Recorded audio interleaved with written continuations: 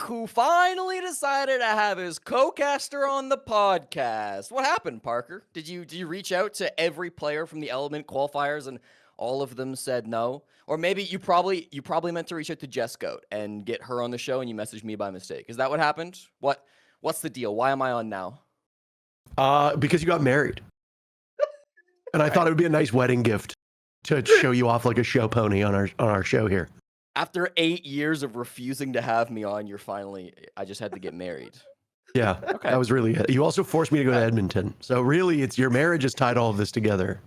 It's been a great week for me. It has. And you know what? I will say, he wasn't my co-caster at the time, but we've had Pengu on the show. We had Kicks on the show. Now we have you on the show. I had to collect them all. That was really just it. It's my wedding gift to you that you have to spend the next 2 to potentially 4 hours here while Fett stims and eats food and doesn't pay attention. Wait. 4 hours? Yeah, Jesse, it's going to be a short episode today. 4 hours. It's going to be a short episode today, Jesse. There's no way people listen to you for 4 hours. Congrats on getting married, Jess. Crazy. Thank you, Fett. I wish you had been there instead of this ape that sat in the front row of my wedding in a button-up when everybody else was in a suit. Not even a button-up. It was a polo shirt. Looking like Tweedledee and Tweedledum out there with you and Flynn. Flynn and I bought the almost same shirt, and we sat next to each other. That was very funny. You sat next to each other and my mom in the front row of the wedding.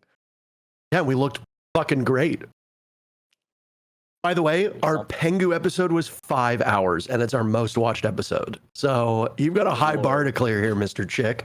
Good Lord. All right. Let's get into today's episode. Drama is going to be on the menu. We're going to talk about girlfriends in esports, a very scary thing for a lot of players and for some of the deranged lunatics on social media. The touch of a woman is apparently a terrible thing, as it ends up becoming the touch of death for a lot of these esports teams. Then we're going to talk a little bit about how Fett gets owned by Aura Farming Canadian on Twitter and immediately backs down. You were defeated in the free marketplace of ideas, Fett. I'm sorry. It's just the way it works. Canadian, a frame mogged you? I don't know. Am I using these words correctly? Yes. That is yes. We're going to talk to Jesse, obviously, about everything in Jesse's life. Then we're going to talk about the Esports World Cup. I know that we have mixed feelings about this particular event, but it is now a part, quote unquote, of the Rainbow Six circuit, and it would behoove us to talk about all of stage 1. And of course, Jesse and I have been casting a great deal of the NAL, and as of recording this episode, we've yet to cast South America, but that is coming soon. And then we're going to wrap up with the same thing we did last time with Mike W., which is we're going to ask Jesse the 10 questions that we asked Mike W. and hear what Jesse has to say. Before we get into the show, though, there is some housekeeping for those of you that are listening. Last Free Nation is launching a premium subscription service, which means that every month you can support us directly. Think of it kind of like giving us money on Patreon. What that money does, though, is it gives you access to our Discord. It gives you access to a Q&A and lots of other cool stuff. Now, it doesn't launch yet, and by the time this episode comes out, I think it's still going to be a week or two away. But basically, the big thing for many people is a direct Q&A that will be done towards the end of every episode. We're going to be dedicating 15 to 20 minutes where you can ask pressing questions, and I will answer them, Fett will answer them, Mint will answer them, Canadian, if he's on the show, will answer them, and maybe our guests will answer them too. It really depends. So keep your eyes peeled for Last Free Nation Premium. It's going to be debuting next week or the week after, depending on when this episode comes out. Welcome everybody back to Down But Not Out. And of course, welcome our guest, Jesse J. Chick. Jesse, what does the J stand for? The J stands for Jonathan. A little bit of a dox there, but yeah. Jesse Jonathan Chick. Jesse Jonathan Chick. Did you choose that yourself? Big John. Yeah. Big John. They pulled me out of the womb and they said, all right, Jesse, what's the middle name going to be? And I went, Big John. And they said, we can't put that on the birth certificate. So I said, Jonathan's fine. Jesse BJ Chick. Jesse BJ Chick is good. Everybody loves a good BJ. Hold on. I need to rebrand right now. Again? Yeah, one more time. This is the Cornpop show today. All right, Jesse, welcome on in. We're going to talk to you later on the show, but of course, we are, first and foremost, we're trying to make money. Look, money's tight, okay? We got families to feed. Eric has several kids at home. He needs to feed them. Yes. He needs to be able to buy enough Chipotle, Chick-fil-A, and more cats. So it's very important that he's able to afford this, and I know that in Edmonton, things are really cheap, but you don't get a cut of the ad revenue, so you can suffer. Okay. That's fine. I hope that's fine. All right, let's talk a little bit about girlfriends in esports, because this was the big story, I feel, over the last week outside of all the EWC stuff, is that there was a conversation surrounding poor performances from players after they get a girlfriend. Now, you know, there's things that we talk about, like the new team buff or the haircut buff and just silly little things that we say. But we didn't know that there was a girlfriend debuff, or there isn't, and the community has just lost their minds. On your screen should be a tweet that went out where Pengu stepped into it. And basically, Poppy says, wait, people seriously blame pro players' girlfriends when they don't perform well in Pro League? Are we dead ass? And Pengu, never one to shy away from controversy, jumps into the fray and says, I think it's normal for fans to point at a big lifestyle change in case of negative performance.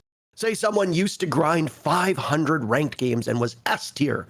Now they don't, and they're B tier. You point at ranked, but the same can be applied to partners, hobbies, etc. We used to have rules back in my day in G2 about distractions. No girls at events unless long term, no chatting till late at night, no drinking, etc. I'm not saying stomping having a girlfriend is a problem, but some would blame it as a distraction since they aren't, quote unquote, winning. Gentlemen, I think this is very silly. What do you guys think about it? I mean, oh, go ahead. Sorry. I'm so sorry. I'm so sorry. No, That's no. Cut off our guest. Sorry. yeah, No, it is shameless behavior. It's kind of the Cornpop show, Fett. So I'm just, I would You're right. appreciate if I could. My fault. I'm so sorry. Yeah, it's okay. Thank you. Just don't let it happen again. I kind of like Pengu's response. Like, I feel like in this instance, like, this is about stomping, right? I don't think... assume so. To be honest, I have not paid attention to any of this drama. I think it's very silly. I'm quite sure Stompin made a tweet about it, which is then, I think Poppy's tweet was right after. Stompin deleted the tweet, right? That was like what caused it. Yeah, I looked right now. Yeah. So I was like, I could have sworn this is about the Stompin tweet, but then I'm reasonably certain he tweeted as well and then deleted it after the pushback was quite bad. He said like lost to team, didn't make EWC, but anyone blaming my girlfriend for it is a moron. And then he Yeah. So, like, in this instance, I think it's similar to, like, coaches, where it's like, we as outside viewers have no fucking idea what a coach does. So blaming a coach for anything is kind of like just random guessing. And I think it's the same in this instance. Like, I think in theory it's possible that getting a girlfriend has maybe distracted Stompin and maybe resulted in some of the poor performances from G2. But, like, I don't think Stompin's even played that bad this stage. And if he's the one saying, like, my girlfriend does not have anything to do with it, then I think all we can really do is just, like, believe him.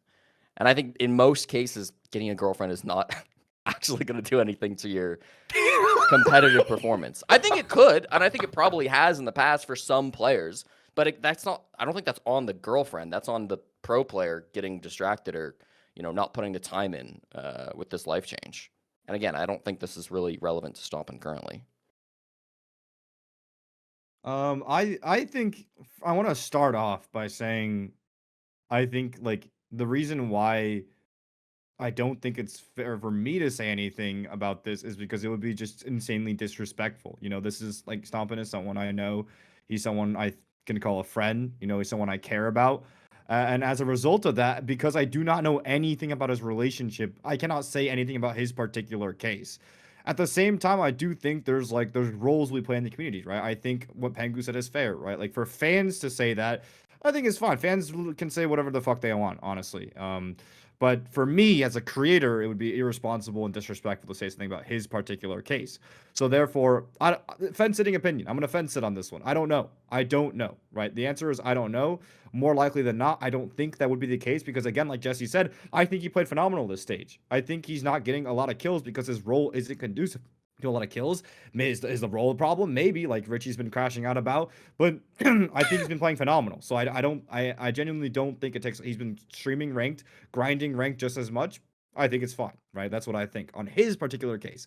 That being said, I have a very, very stark example of a girl fucking over a person. Super had that same very stark example of a girl fucking over a person, and I think there's examples like that just traumatize people.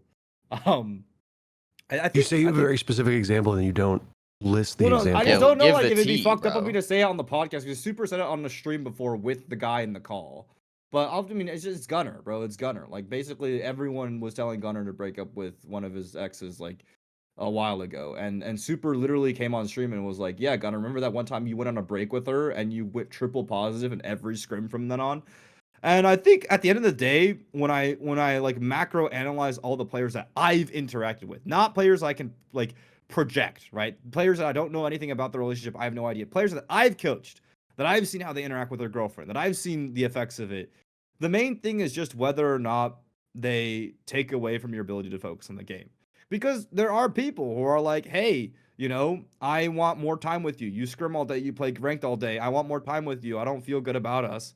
And then in the moment, because you're a 19-year-old boy, you're like, well, this girl's going to be the girl I marry. What's, you know, pro league to the wife of my and the mother of my children, right? In the moment, you can think that, because, you know, if you've ever been in love, you know exactly what I'm talking about.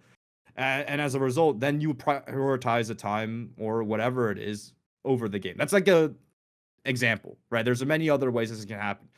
So I think Parker talked about it before the show, but I think it's just the biggest factor here is not girl or no girl. It's more just, is said person supportive? Are you able to focus your 110% on the game, and are they understanding on that? And if you are, then it's completely fine. And I have no idea what that is in Stompin' scenario. I would assume he's allowed to do that because he plays a shit ton of ranked. He scrims a lot. G2 scrims a lot. They play a shit ton of ranked. They scrim a lot. And he performed really well this stage on his role. He was like a top support player in the world. So yeah. And if I could just give some advice to any pro players who are maybe at this crossroads, like, do I focus more on the game, or do I pull back to focus on my current girlfriend? I met my girlfriend when I was 21, which is pretty average pro league age, and I married her. So it's definitely worth getting rid of your career aspirations and slacking off in scrims to go meet a good girl and settle down. It's worth it for sure. You'll be happier. I think this conversation is.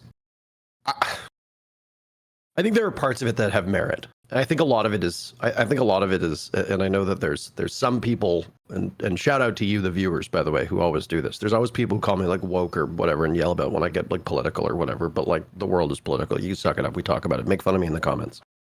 But I think a lot of it is just also like sexism. It's pretty clear, you know, like there's a lot of people who are like, oh, you know, fucking this lady's cost him his career, like blah, blah, blah, as if like she's the variable here, where it's like, again, it goes back to like, if you're letting your girlfriend dominate your life to the detriment of your career, that's not really a her thing. That's also a you thing. Like, yeah. But I think it's really easy for a lot of like people who might be a little socially inept, or maybe not, like that might be a little harsh to say, but like, people who maybe don't have the same like social skills and don't have the same like experience with relationships, they don't really know how relationships can change you. And distractions can absolutely take your focus away from what you want to do. You know, I know when Nick talked about like G2 having rules, I remember I had to room with Shas, the coach of G2, because once G2 got eliminated from an event, they both brought out their girlfriends because now the rule no longer applied. So both Pengu and Fabian brought their girlfriends out after they'd been eliminated, and Shas got kicked out of the room, and I had another bed in my hotel room. So I was like, you can just stay with me. And it's like, I kind of like, I appreciate that. Like, I appreciate that when you get to events, you're locked in, you're focused. And, you know, like this is a real thing in regular sports too, right? Like, you've got practice times, like you've got call times, you've got shuttles. Like, usually most teams have a curfew. Like, you can't go out to the bars. You can't go out to the casino until 2 a.m. if you got a game the next day. You know, like if you sleep in and you miss practice, like teams will bench you. Like, there are very real rules for players to ensure that they're not letting these distractions get to them. And then, I mean, obviously esports and sports are not the same, but like esports players, we used to joke, they go to Balenciaga, they spend lots of money. They're going to like the strip club at like 11 o'clock. When they were all in Vegas, they'd be having parties and ragers till like 2 a.m. There's nothing wrong with that. Live your life. You don't need to make work your entire identity. But I do understand that some people lean into it too much and get carried away with all of the distractions around your job. At the end of the day, your job is to show up in the server, to play as well as possible, to give your team the best chance at succeeding. Any distraction that is preventing you from achieving that is something that you should reassess. That doesn't mean don't ever have a girlfriend or a boyfriend or a partner. It means do not let them negatively impact your ability to do your job. And again, I think a lot of that goes back to the individual. For Stompin, we've got some stats here that we can show up on the screen, David, if you'd like. These are the stats versus Falcons. This was the game that I think was the lightning rod for criticism for a lot of this G2 team. This was when G2 lost to Falcons, which is ultimately what cost them a spot at EWC. As you can see from the numbers, Stompin didn't do terrible. He was a +3, which on his role is usually good. Again, he's a fragging support player. A +3 is below his own average, but still is pretty good. The real standout was Doki. And Doki took a lot of flack for it, but Doki also tweeted that I think it was his grandma had died like right before the event. So it's like, that's going to negatively impact him. And Doki basically tweeted and owned it and was like, this personal tragedy made me a worse player. I sold our team. I'm sorry. Here's my accountability. He went 141 and 124 with a 101 EPS. Like, he was positive on entry. Like, these are good numbers for Stompin. He did not have a bad stage. I think it's the same thing whenever G2 plays, and we see it with SR when Spoit plays. We've seen it a little bit with like Aiden and Kaysen, and whenever these big streamers play, you end up with fans who don't give a shit about anything but their favorite player performing well. They don't understand the nuance of it. When Spoit is doing hard work and is not getting a lot of kills, people are saying he's dog shit, even though he's doing his job. When Stompin does the same, people say he's dog shit because he's not doing his job. The convenient excuse now is, oh, he's got a girlfriend. I just think it's nonsense. And again, I think you got to lock in. If you think that Stompin is too distracted, sure. I don't think he played particularly poorly. I don't think he was the problem. And I think a lot of people are just really eager to blame the partner because it's easier than blaming your favorite player. I think to boil down what you're saying, Parker, in like one easy sentence for anybody who's like a little bit confused, is you're saying like Doki needs to break up with his girlfriend. I think that's the main I like takeaway Jesse. you're I like saying. this Jesse. I think we should have him on the show. That is not what I said at all. That's I what I think took we away should from your slide him message. in. I Not think that I it's All agree. right, to be bringing you clear. on this show already. We are less than an hour of 4 hours into this show. I like this guy. Don't encourage him. Yeah, I think one thing you pointed out that really resonates with me is the fact that people will just like, for a lot of people, it is blatant sexism. And for a big reason of that is just a lack of nuance, right? It's like people are going to get mad at me or us for having opinions that have a lot of different perspectives and details on them because they're middle ground opinions, because in their head, it's just woman bad or like girlfriend bad. It's like, bro, the world is not just fucking A and B, bro. Like, I'm sorry to fucking tell you that the world is not A and B. And yes, Parker's right. Like, it's completely onto the player, right? Like, you cannot blame the other party, even if it were true, because it's on the player themselves to uphold that. That's why when I lecture young, like when Diffuser was asking me for advice, when Kaysen was asking me for advice, I would always lecture them and be like, it's on you to make sure your focus is entirely on the game. That's it. Your focus just needs to be entirely on the game, and there's things that take away your focus. It's focus or not focus. That's literally it. And on top of all that, it's like he didn't do bad. These are stats like Felipox gets a 1.10 rating and he's like the greatest support player ever. But like what Stompin does it, he's dog. Like, no, man. This guy's playing Chonka, Shields, Thermite, and he's doing a great job. Like, stats-wise, he's doing great. So stats Andes, I don't even have a real argument. And then eye test-wise, he's doing great. I saw this guy, like his entire team got pulled over to the opposite side of top 4 Fortress, and him by himself onto Chonka against a site hit against fucking Virtus Pro or Twisted Minds, or I forgot who, the greatest, one of the best site teams of all time. Just he killed all of them on Chonka by himself, holding the other side. Like, he's doing great. He's like, there's a round where he reinforced off a wall. The enemy team have no hard breach left. He died for it, right? He died for it. But he won this team the round. He's willing to sacrifice his life and his stats to win his team rounds, and that's a winning mentality. You know who doesn't win? People are like, no, I want to play kills. I don't care about us winning the games or not. I don't want to sacrifice my performance and my life for the greater good of the team, even if it's not correct. That's I got my frags. That's what everybody says, right? I got my frags. Yeah. I could listen to Fett Glaze Stompin for 4 hours in a row. I get this podcast now. I understand where it's coming from. Have Oh, you? I see And we the don't appeal. have Mint, so you don't get to hear the case and glaze. It's really quite an obnoxious 1-2 punch. Have you considered subscribing to Fett on YouTube, Jesse? He does a lot of You know, videos. I honestly, I watch a good amount of Fett content. I watched the Actually? clip that he was talking about with the Chichanka. He Yeah, does. He's talked about your content before while we've been casting. I think you are, Fett, I think you're my favorite Siege content creator. Oh my god. That Yeah. makes me happy. Thank you. I mean, I've said you do a Big good time. job. I mean, we talked about this a little bit Yeah. with the. Your- Jesse, your you're the opinion, best Parker. short form esports story. My opinion doesn't matter. Ever. Thank you, Fett. I want to get back into it. I've been slacking recently with this whole wedding thing. Yeah, Parker, People let's It's don't been talk realize taking about- away how my popular your focus. TikToks are. I don't. All right, I get views. How many views Not do you what get on your TikToks average? I mean, they just sway like crazy. A good one will hit like if it pops off, 1 million, 2 million. If it's like average, maybe like 100K.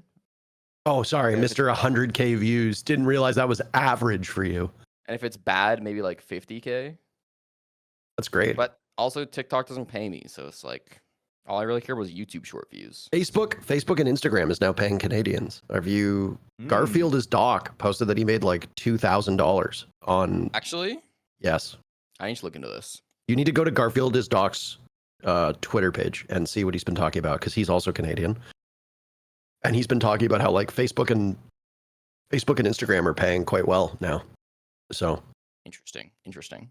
I think the big and broader conversation here is a two-parter. So number one, if a team is distracted, I think there's valid criticisms there. And I mean, there are lots of players that get demotivated. I don't think Stompin is one of them. But I mean, like, how many times have we talked about like a championship hangover where a team will win like a major or SI and then just half the players will very obviously not care about what happens next because you're like, we did it, we scaled the mountain. And it's like, okay, but there's other mountains. You got to climb those too, right? Like the whole, your goal is to not just win one championship. It's to win as many as you can, or at least that's what you think it is, right? And I do think a lot of it boils down to sexism, but I think your point about nuance is also largely correct. I mean, nuance is not for the internet. The internet is for hot takes. You know this well. You make videos. No, the you point can is, only like, believe in A or B. No everything is good or other. everything is bad, and that's it. There is no in between, and we see it all the time. I mean, even the Canadian discussion, right? Like, Canadian plays a very hard and valuable role on his team. I think there's room to talk about his aim. He was certainly shooting yesterday. They tied him down in the practice room and forced him to play Kovacs for 10 hours. Canadians back-to-back 3Ks yesterday. Dude, I was hooting, I was hollering. People were saying I was bouncing on it in chat. But like, I think there's good criticism that can be had about people's roles and the way that they play. But if you listen to the community, it's just like, he's dog shit, get rid of him. Or, oh my God, he's the best IGL you've ever seen. And it's like, it doesn't need to be the extremes. We can be somewhere in the middle. And I also think a lot of it's kids. Like, really, like the audience, I think we've talked about this on the show before. And again, I'm not going to reveal some of what Ubisoft has told me. But over the last 5 years, the average viewer's age has been almost cut in half. We now have a disproportionately young audience across all platforms. We're talking Twitch, we're talking YouTube, we're talking TikTok and Shorts and Reels and all that stuff, but we're also talking about pro play. And when you've got a lot of like 13, 14, 15-year-old kids, I don't know if anybody's been a teenager before. I was once a teenager. I think there are people watching who just might be. But teenagers don't exactly grasp nuance and complexity. They are still developing. So it's like, how young we talking? Like are you able to leak a number or no? It's your audience, Fett. You should know this. Well, my audience. Well, the thing is, it's all like people who like fake their age, so it looks like I have a bunch of 25-year-olds, but it's not. I know it's not 25-year-olds. all I know is that it's around the age of the average Jinxie viewer. So it's like we're like I said, we're talking like 14, 15, 16-year-old kids. Is like the bulk of the audience these days, as far as I've heard, and this tends to be backed up by content creators as well. Yeah. So, with that sort of thing, like, no offense, but like, I don't really see a lot of value in reading the opinions of a 14-year-old child on, Stompin' or Spoit. I just don't. I don't really see the value in it. And if you go over to the Rainbow Six Pro League subreddit and you read some of the commentary about you, about Pengu, about Canadian, about Stompin', etc., I just think a lot of it is just, I don't know, useless. And then you'll see they put like in their thing. They'll be like stupid and I just read that and I'm like, the moment I see that, I was like, I don't have any interest in knowing what you think. Like, you were clearly a child. And not that these people don't deserve opinions. Of course they do. But I just think you can prioritize them less when it's coming from somebody who hasn't worked a job, hasn't had a girlfriend, doesn't really have life experience. And it's just kind of like, I can kind of just discount this and be like, you don't really know what you're talking about yet. I was the same when I was a teenager. So if you look at pro players and their performance, obviously the Doki situation is a great example. He said, like, you know, the tragedy in my personal life impacted myself in the game. If you're in a bad relationship, or let's say you're in a relationship and it's, you know, you're about to break up or you're unhappy, that's probably going to impact your game performance. You know, if you don't sleep properly, that's probably going to impact your performance. If your parents are low income and they're getting evicted, and you know you're about to go into a game at your team house and your parents are texting you nonstop, oh, we're getting evicted, or oh, you know, your brother ran away from home or whatever, like that's going to impact your game performance. Like outside factors will play a mental role in you playing worse. That's just a no-brainer. You know, your cat is sick and you're worried about your cat, you're probably going to play worse. So of course, if you have a commandeering partner or a bad relationship, that's probably going to make you a worse player. But just simply saying you have a girlfriend, that's bad, that's a brain dead take, in my opinion. And there were lots of people saying that on Twitter. Just want to interject here and say I think Faker's never been confirmed or even rumored to be in a relationship. I think that's the key. Argue with that, Parker. That's one for the incels. I'm joking. That's +1. No, I love that we tag teamed it, Jesse. We're so good at this shit. You will have a terrific running mate. Every opportunity to dunk on me, Jesse takes, and he takes it so willingly. I like Jesse, but I also hate Jesse so much. And I've said this on the cast many, many times. I don't think there's ever been a time where I've messaged Jesse about something that is upsetting and Jesse has been sympathetic. Jesse always blames me whenever things go bad. So, and it's usually correct. Okay, that's not true. So, okay.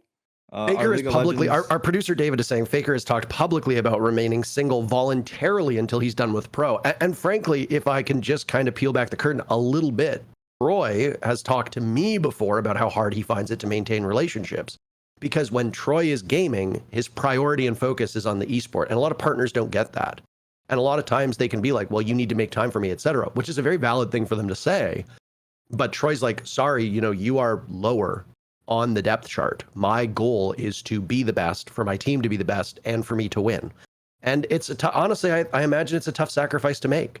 You know, all three of us here have partners. We know what it's like to, you know, be in a loving and supporting relationship. And a good partner can make you infinitely better. All the things we said about it being a bad distraction, a good and supportive partner can make you a better player. But I don't mean to be rude here, but a lot of like 18, 19, 20-year-old esports kids who also haven't worked real jobs, many of whom haven't gone to school or have much life experience, they might not be in the healthiest of relationships, and they might still be trying to figure out what a healthy relationship looks like. So yeah, it's tough. You have to prioritize having a social life while you're young. And in a lot of cases, these players are shoving off the typical fixings of like an early 20s kid, which are some of the most exciting times in your life, solely to grind out their job. And you never really know if it's going to reward you. What if you spend, you know, you're 26 or 27 years old, you retire from gaming, you've never won anything, and you didn't really get to grow up, and you didn't ever have a girlfriend, and you didn't really get to travel and explore. That sucks. So I get it. Type shit. I got nothing else, honestly. Very well put, Parker. So articulate. Oh my god. Thank you. We need more incels on this podcast, because you don't We do really not have the need more second incels. angle. Yeah, I don't like We the all fact that we all agree. have a relationship experience. We don't all agree. On this topic, we absolutely all agree. We're all saying the same thing. So we need an incel in here to give. We are not saying the same thing. I never said we need incels. Yeah, okay, but I this is a think different topic. if you I'm talking about- rewire your sexual attraction to video games instead of people, you do better. Can you imagine the amount of horniness you feel when you edge yourself to get an ace in a round? Oh my god, it's like chasing the craziest high ever. Think about it. Our one biological purpose is to reproduce our DNA. If we rewired it to play video games, goddamn, maybe that's why Faker's the greatest. That motherfucker asexual as hell. Come on. The best pro players do not kiss girls; they kiss their teammates. On God. I hate this episode so much. I'm having a terrible time. I just know someone's gonna take that seriously and write a comment. I know someone's like just scroll down typing right now. This is a good time for us to ask the audience, because usually when we have guests, we don't do this that much. But with the questionnaire that's going to be coming with Blast Free Nation Premium, you're going to be able to ask questions, and we're going to be able to answer them a little bit better. There have been a couple good questions that I've seen in the chat. I just want to see what the audience thinks. We do tend to have, by the YouTube metrics that I've seen, we do tend to have an older audience. So I'm suspecting that if you're listening to me right now, you are probably somebody who has a job. You are probably somebody who has gone to university or post-secondary education, likely has a degree, and might even have a partner. Because a lot of you who are listening are older, what is your take on this? Should there be strict rules like what G2 had about, like, we need a curfew, you're not allowed to bring your girlfriend, blah, blah, blah? Or is that nonsense and way too strict? And there's a happy medium here? Or should there be any rules whatsoever and just be like, who cares? Just let them live their lives. And if their performance is impacted, that's on them. I do want to know what our audience has to say. I have a feeling I know where a lot of them are going to land, but I like the dialogue around it, because as much as I don't want to read, some 13-year-old kid with a fucking English soccer player or a Thomas Shelby as their Twitter pictures thoughts, I do want to know what our audience thinks. So I do think you guys have the most employed audience in Rainbow Six. I think that is undeniable. The nicest thing you've said, but I think you're saying it as an insult. No, yeah, not an insult at all.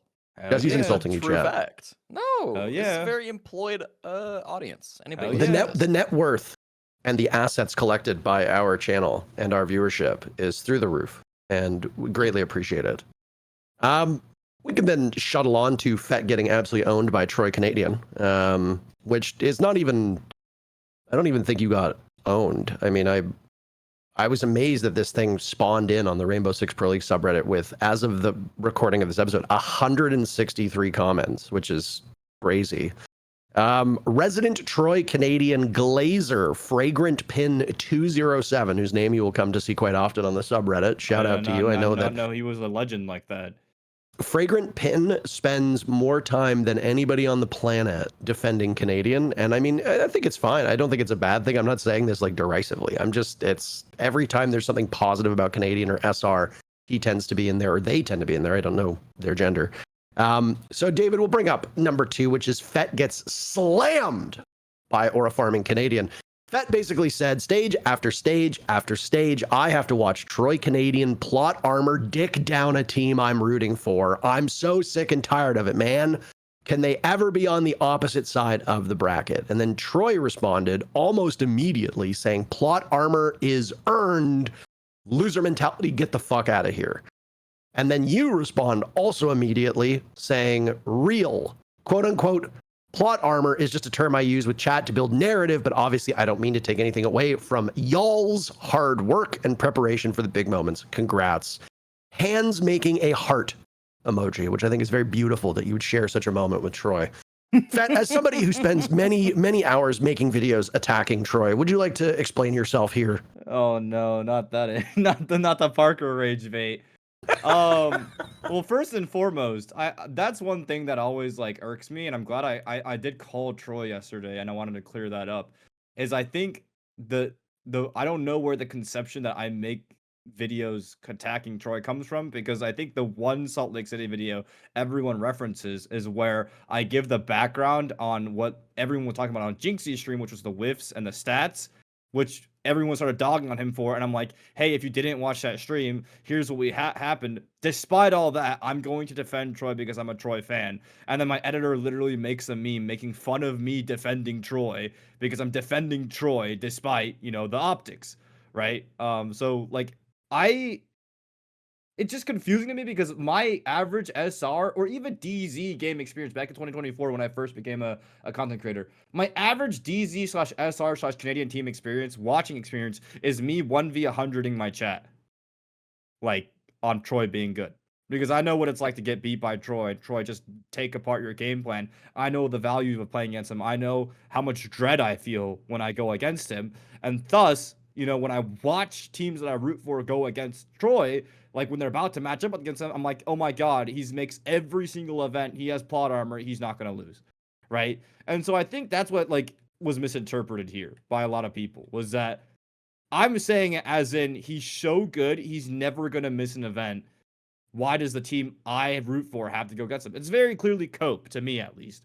Yeah. And then I think Troy's response is valid. That's why, I said what I said, because if you read it from Troy's perspective, who doesn't watch my content, who doesn't understand it's a compliment, who is not familiar with the fact that I, spend all day defending him, he's going to think oh, he's calling my consistency luck, which I understand, which is why I said, hey, I didn't mean it in that way. And this is where I realized how truly parasocial and strange a lot of these Siege fans are, and I really I got rage baited into the deep depths of hell. Like I was responding to everyone. I was pulling a Yardy. I was responding to everyone, Parker. It was bad.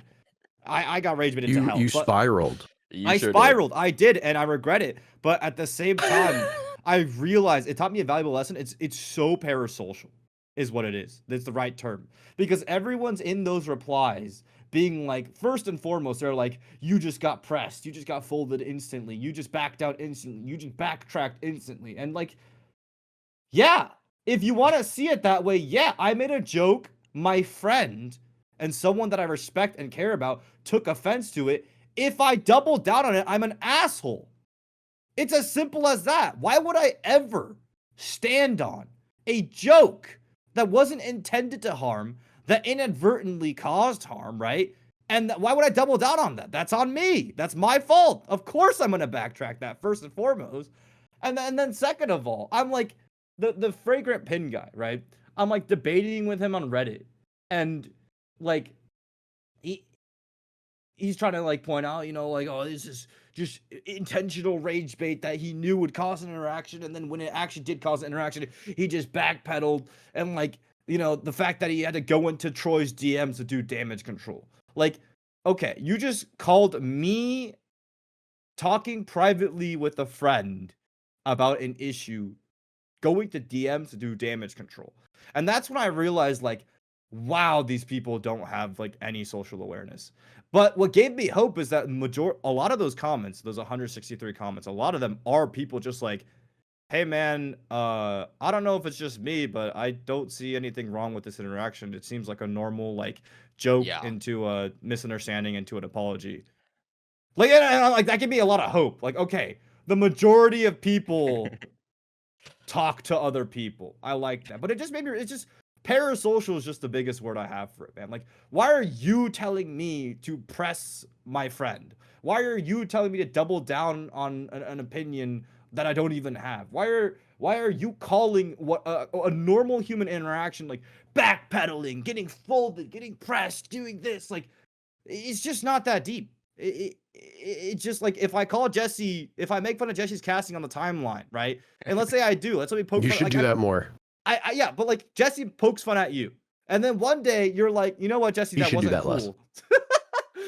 One day you're like, Jesse, that wasn't cool. If Jesse doubles down, like, yeah, man, you're like, no, he's an asshole. Like, no, you're gonna be like, hey, man, I'm sorry. And I feel like that's just like a regular human being thing, you know. And so that's what I realized yesterday when I was spiraling, I was responding to everyone, and I was just like, wait a second, these people just don't have a concept of like a regular human being interaction, you know? Can I ask a question here, a genuine question? Yes. Was Troy actually upset? Because I read his tweet kind of as like I feel like I'm reading Troy's tweet and I'm like, he's not actually mad at you. No. He's taking a victory lap. He's like, I just won. Fuck you. I'm going to EWC. And like, you know, he says loser mentality, fuck out of here. But like, to me, that's just the way he talks. That just seems like friends ribbing. Like that to me, that doesn't come off as Troy actually being upset at what you said. And maybe you've talked to him and he was, but I don't know. Yeah, and that's the biggest thing too, is like I also took it that way at first. I was like, he's attacking the concept, he's not attacking me. And that's why I said real. Like real, there's no in reality, right? What my response is saying is in reality, there's no such thing as like a storyline universal plot armor. It's all hard work, dedication, and consistency. Right? That's the crux of what I'm saying. And when I called him, he's like, yeah, I was mainly talking about like the concept, right? And like that, but that's why I understand. That's why I'm not gonna sit there and like double down on my opinion, because I understand. You know, he's been doing this for so long. He's been so incredibly consistent. He's reached so many grand finals and so many different eras with so many different teams, and people are still dogging on him. And so I'm sure like from the built up years of experience, that term might come off as frustrating for him, which is why I'm able to understand that. And I'm able to stand down on that, especially if I didn't mean it to take away from him in the first place. It's a compliment to him in the first place. Right. So, yeah. I mean, just parasocial, man. Just very parasocial. That's the buzzword of the day. Yeah, because I honestly I liked your initial tweet. I thought it was a funny tweet. Just as like an annoyed fan. It's like I'm annoyed at how good this guy is. Yeah, Who keeps yeah. beating the people I Thank you, like. So I was Jesse. like, Yeah. that's a funny tweet. And then I saw Troy's response. Like, that's a funny response. Troy's just like dunking on Fett. And I don't, at least like I think anybody with a brain, including Troy, would know that like you don't actually think Troy is just lucky all the time. You know, like nobody thinks that who has a real brain. Of course, there are morons on Twitter who think that, and there are more morons on Twitter who think that you think that. But like, I think they're the small minority, the vocal minority, and they're not worth like getting pressed about. Yeah. I'm Parker. I think it circles back as well to just people who don't have a good understanding of social etiquette, whether it's because of the way they were raised, or let's be completely frank, like there's a lot of people who are neurodivergent who don't just innately really know how to handle some social circumstances. And I go back a lot when I talk about this on stream, and I think I've mentioned it here on the show before a few times.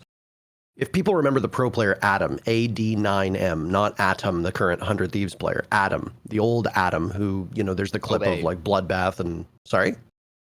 From Obey, right? Yeah, from like Obey and Alliance. Flipside and all those teams way back in the day. He had that play with the Vigil on Secret in Clubhouse, which is now called Blue or whatever it's technically called.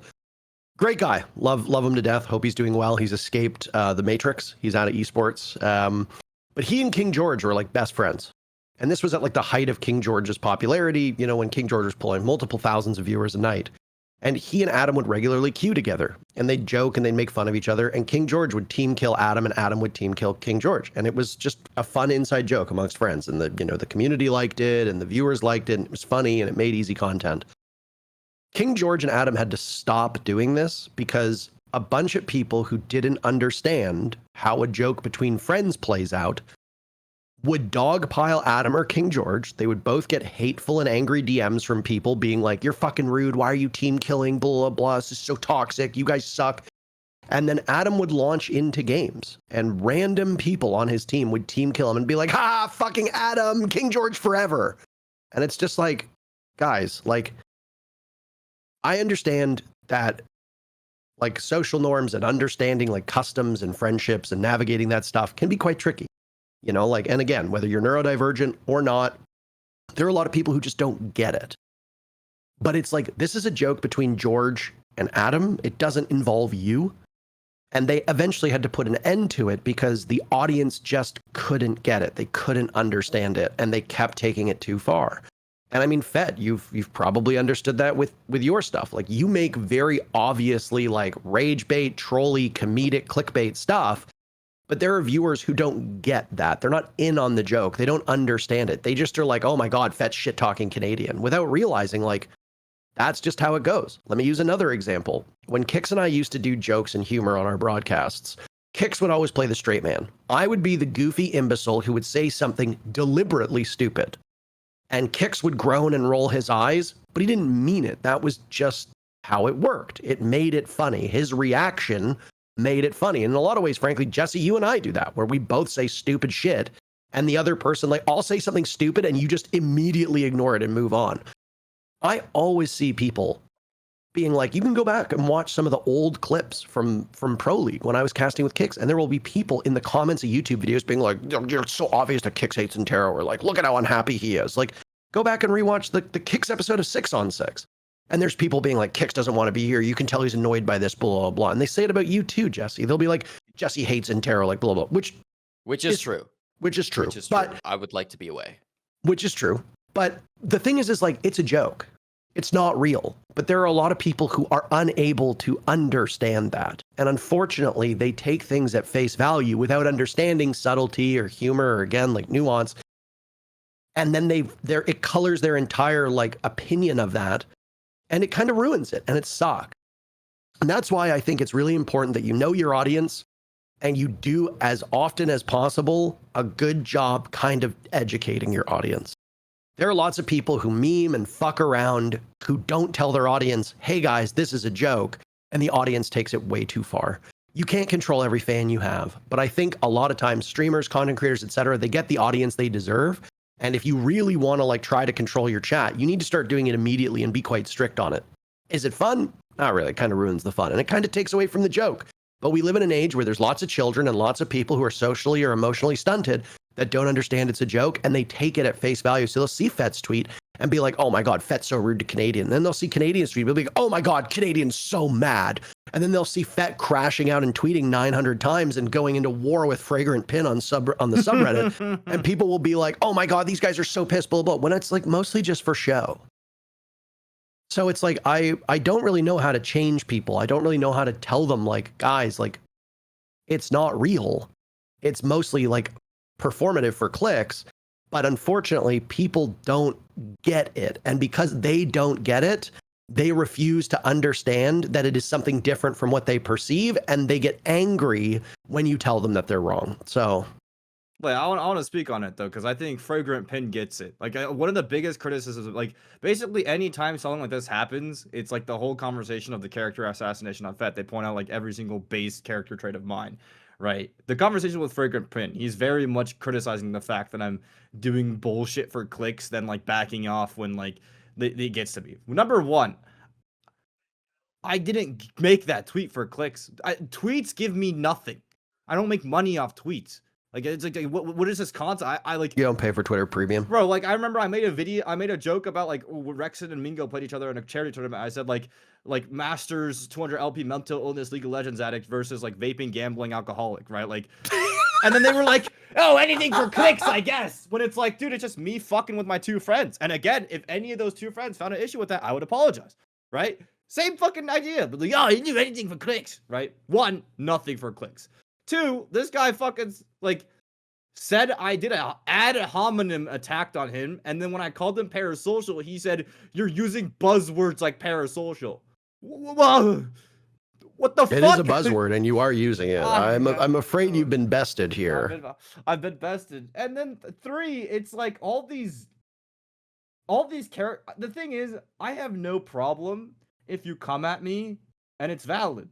Like, if you said that was a fence-sitting moment, that's valid. Like, that's exactly the definition of fence-sitting. I'm proud of you guys, because when you call me a fence-sitter on Canadian as a whole, it doesn't make any sense, especially when I've had the unpopular opinion that he's really valuable and shouldn't get dropped ever from any team he's on. That's an unpopular opinion. That's a hot take. That could not be fence-sitting. I'm 1v100, guys. Not the right definition. But this, right definition. Proud of you guys. Call me a moron. Call me cope. Right definition. I don't like it when things are inconsistent. That's what gets me, Parker. That's what actually rage baits me, is when the logic for the rage bait is not sound, right? Illogical rage bait is what gets me, right? Like, for instance, when people say that I spread hate in the community, and then those same people also tell me I do nothing but glaze people. So you're telling me I do nothing but glaze people, and I'm nothing but positive, but I'm the one spreading hate. That doesn't make any sense. That doesn't make any sense. It's got to be one or the other. Okay, but hold on. It makes sense if you were stupid. Oh. Like if you factor in that the people who say this stuff are not intelligent sometimes, it makes a lot of sense. It makes sense to Parker. Like he's It's on just- okay, he's that's typing these not what I comments. meant. Parker's alt is actually like half of the Reddit comments on that. I am Fragrant Pin. That's me. Holy shit, Parker. I'm so sorry. Could you imagine? What I said to you last time. You and I have been fighting on Twitter, me behind a sock puppet account this whole time. Could you imagine that? It's just like peak unemployed behavior. Is like people will make an entire post assassinating my character, pointing out every single flaw of mine, and I'll call them stupid. And I'm like, wow, man, didn't expect a guy like you to hurl insults. Yo, I'm human. No, I'm not a perfect person. I'm not a saint. I never claimed to be a good person. I'm a piece of shit and I'm a dumbass. Another thing is like people are like, oh, like you think you're so much better than us. Like just because you're going a PhD doesn't mean you're intelligent. Always call myself a dumbass. I think I'm a dumbass. You're the one that put yourself in that inferiority complex. W projection, by the way. W putting yourself there. That's good on you, right? But listen, not a saint, not a good person, am a dumbass. You're going to get not a saint, not a good person, am a dumbass. That's what you're going to get when you talk to me. Sounds like I'm talking to Jesse. Hell yeah. Me and Fett were one of the same. We're cut from the same cloth. I hear hope that so, quite at least. often. I hope so. I hear that quite often. Both equally accomplished and smart when it comes to Rainbow Six Siege. Okay, everybody says that. Jesse went to a fake online university, and Eric is doing a PhD. Very similar. Very similar. Very similar. I think your university is very real, Jesse. Thank you. It is actually a real university. It's the #1 online university in Canada. #1. I would also like to note that I don't think there are any others. So I mean, like, There's gotta be. Like, I think it's fair to say that Jesse is the best Rainbow Six caster named Jesse. Yeah. Named Cornpop. Well, not anymore. Yeah. And last thought before we wrap this stupid thing up. Why do you feel upset that we're talking about you and your century of humiliation, or do you want to keep going? Or I feel bad because whenever a show becomes about something I crash out on, I feel like I'm sucking like the life out of y'all. I feel like I'm taking no, you don't. The viewers love it. Oxygen. The viewers love it, and if they don't, they can fuck off. I hope don't actually fuck off. We need your viewership. Thanks, Parker. Don't actually fuck off. The other part that actually bothered me that I'm glad I took care of is I'm bothered if the mindless mob, like, I usually don't care what they say, but I'm bothered if the mindless mob somehow twists my opinion and it gets to someone else that I care about, and then they perceive it that way. And that's what upset me. Is like, I don't want Troy thinking I'm out here constantly going back and forth on whether he's shit or not, because I'm always like 1v100. Now, if I were, that would just be truthful, and I'd be okay with that. Like with Spoit, right? For instance, you've heard me talk about Spoit's content creation and stuff like that. Like, that was harsh of me, and like, I will own that. And then he proved me wrong, and I apologize. And he's a shining beam of hope now for me, because I do the same thing. I balance priorities, and it's actually very inspirational, right? Like, I will take ownership of that, but I will not take ownership of something that I don't do, right? And so I'm glad it was cleared up. That made me feel that made me feel a lot more inner peace. But then at that point, I was like, I'm already so deep into responding to rage bait, I might as well just keep going. You couldn't quit it, eh? No, I've done crack. I gotta keep smoking it. I can't. Fun, I gotta get my next fix. Well, it is actually like a little, like, it actually defeats the boredom of like a 30-minute downtime. You need to find hobbies. Have you considered getting a girlfriend and becoming worse at Rainbow Six Siege? Hold up. I was downloading like 100 gigabytes of bioinformatics data, and I was like, I have nothing else to do right now but wait for the data to download. I might as well just respond to a bunch of people. It's a very healthy outlet, fighting random people on the internet for internet points. And from what I'm looking at here on my other monitor, you won the comment war. You got more upvotes than they did. And as we all know from social media, if we're in a fight and my tweet gets more likes than your tweet, that means I win. That's just how it works. Hell yeah. Yeah. I don't know. I think a lot of this too is just people engaging in bad faith. Like, there's people who don't like you, and they will immediately take everything you say in the wrong way. And I'm not talking about you. I mean, like, in a universal you, right? Like, yeah. I know it's a meme tweet, but it goes back to the good one where it's like, Twitter sucks because you can be like, oh, I like pancakes. They're my favorite breakfast food. And people be like, you hate French toast. And it's like, no, that's not what I said. Like, people take what you say, like, not at face value. People read into it. And there are obviously times where, there's the old good saying where it's like, you're not responsible for what you say, you're responsible for what people hear. Because people can dog whistle and stuff, and you can obviously try to get to a certain point. Like when casters say like, oh, that's interesting. Like, obviously we mean something and we're not saying it, right? So there obviously can be hidden meanings. But I think a lot of people just take what you say in like the worst way possible, in the most uncharitable way possible. And a lot of that is how they perceive you. Like, if they think that you, Fett, do nothing but just like rage bait and your brain rot and blah, blah, blah, that is their preconceived notions. They're going to approach all of your tweets assuming that's the case. Yeah. When it's not. Like, there are tweets where you very obviously tweet for show, and there are times where you obviously tweet sincerely and genuinely, and it can be really tough for certain members of the audience to find the difference and distinguish between the two. So it's tough. And I mean, the social media is great for a lot of things, but it has also exposed us to a lot of people who frankly seem like they were raised by wolves. And you don't even know, and they're not even good wolves. They're largely incompetent wolves. They're not even like scary wolves. They've been raised by the weakest wolves you could imagine, and they got that dog in them, but it's like a diseased, manged wolf inside. It's just brutal stuff.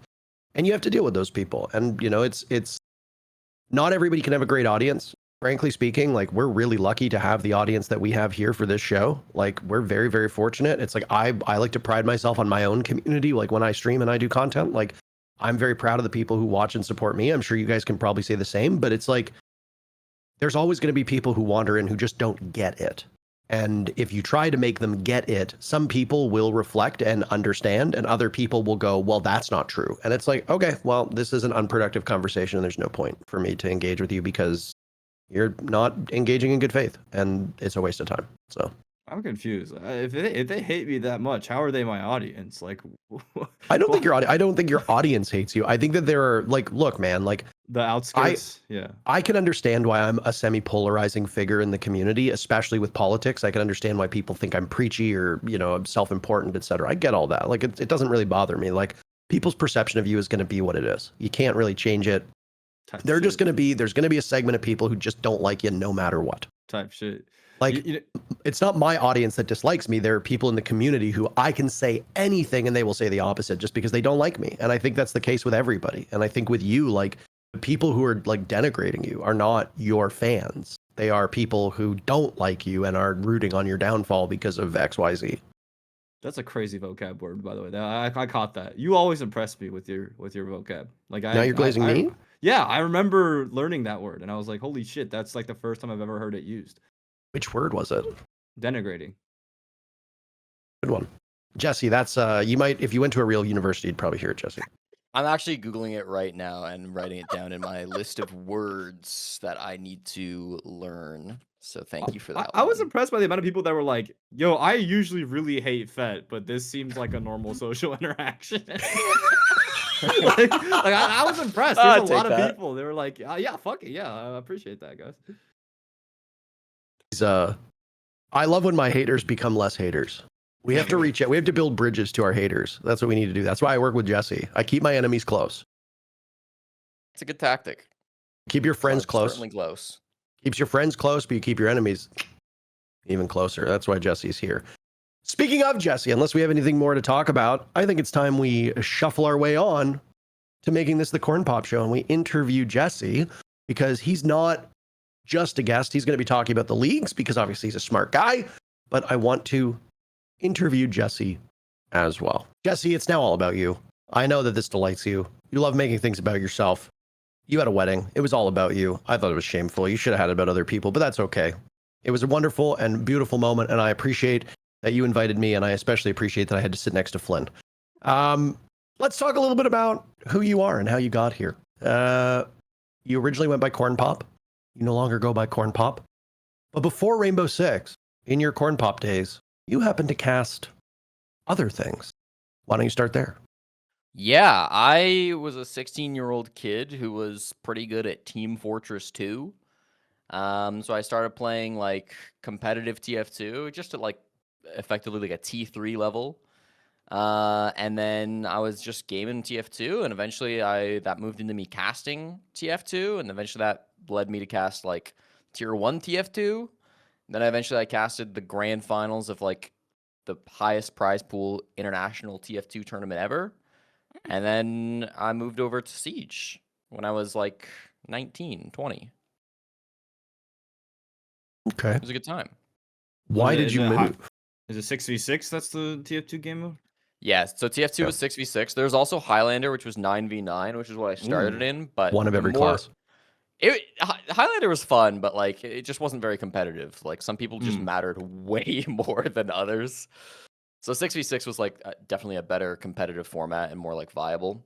And I moved because I felt like, I mean, TF2 was dying. Like TF2 is dead now, but like a decade ago it was dying. And so like I kind of just figured I've cast the grand finals of this big tournament. I'm never going to do anything bigger than this because there's probably never going to be a tournament bigger than this again. Like the game was shrinking. And so I was in my first year of uni, and I was basically like, all right, I either need to just like quit esports and focus on school and like just put the TF2 era behind me. It was fun, but time to become an adult. Or I need to find a game that actually has a future and will be able to pay me. Because TF2 lands, I never earned a cent off TF2. I had to like pay my own way to go to that LAN, and they didn't pay me anything to cast it. So it's like, I was like, fine, I'll look into some games that are popping off right now. And I was between Rainbow Six Siege and Quake Champions were my final two that I was going back and forth between. And I liked Quake Champions more as a game. It was way more similar to TF2. But I honestly just thought my biggest problem in TF2 is just the lack of developer support. Like Valve did not give a shit about that game. And I saw how much Ubisoft like actually cared about Rainbow Six Siege, and the community likes to complain about Ubisoft, and rightfully so in some things. They're not a perfect company, but I mean, they're a company who greatly care about this esport, which is ultimately why I chose to start learning Siege.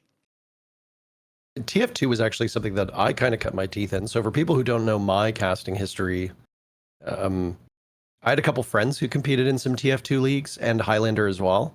And I just casted for funsies in the lobby. And then what I did for a brief period of time was I would go to community servers back before they got completely taken over by just like Valve servers.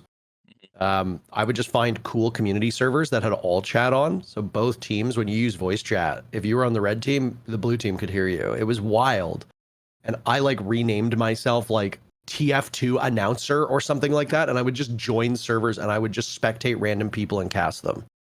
And it was about 50-50 as to whether or not I got banned from the server. It happened a few times where people were just like, dude, shut the fuck up. And then it'd be like, you've been removed from the server. And you're like, oh, well, you know, we'll get him next time. But TF2 is a spot in my heart. It's one of my favorite games of all time.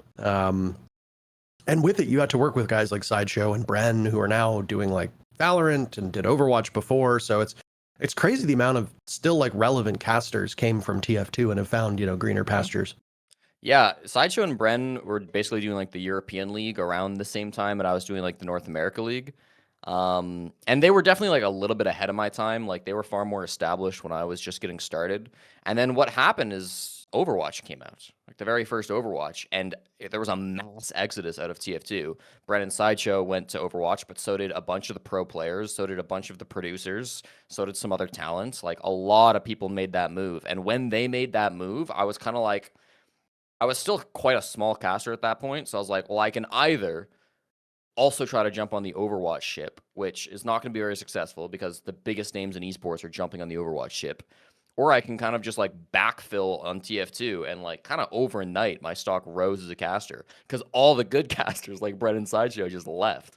So I got we a like lot to more hear. You opportunities. failed upwards. Wow, you know, Hey, that's what happened to me. I was 17. Give me a break.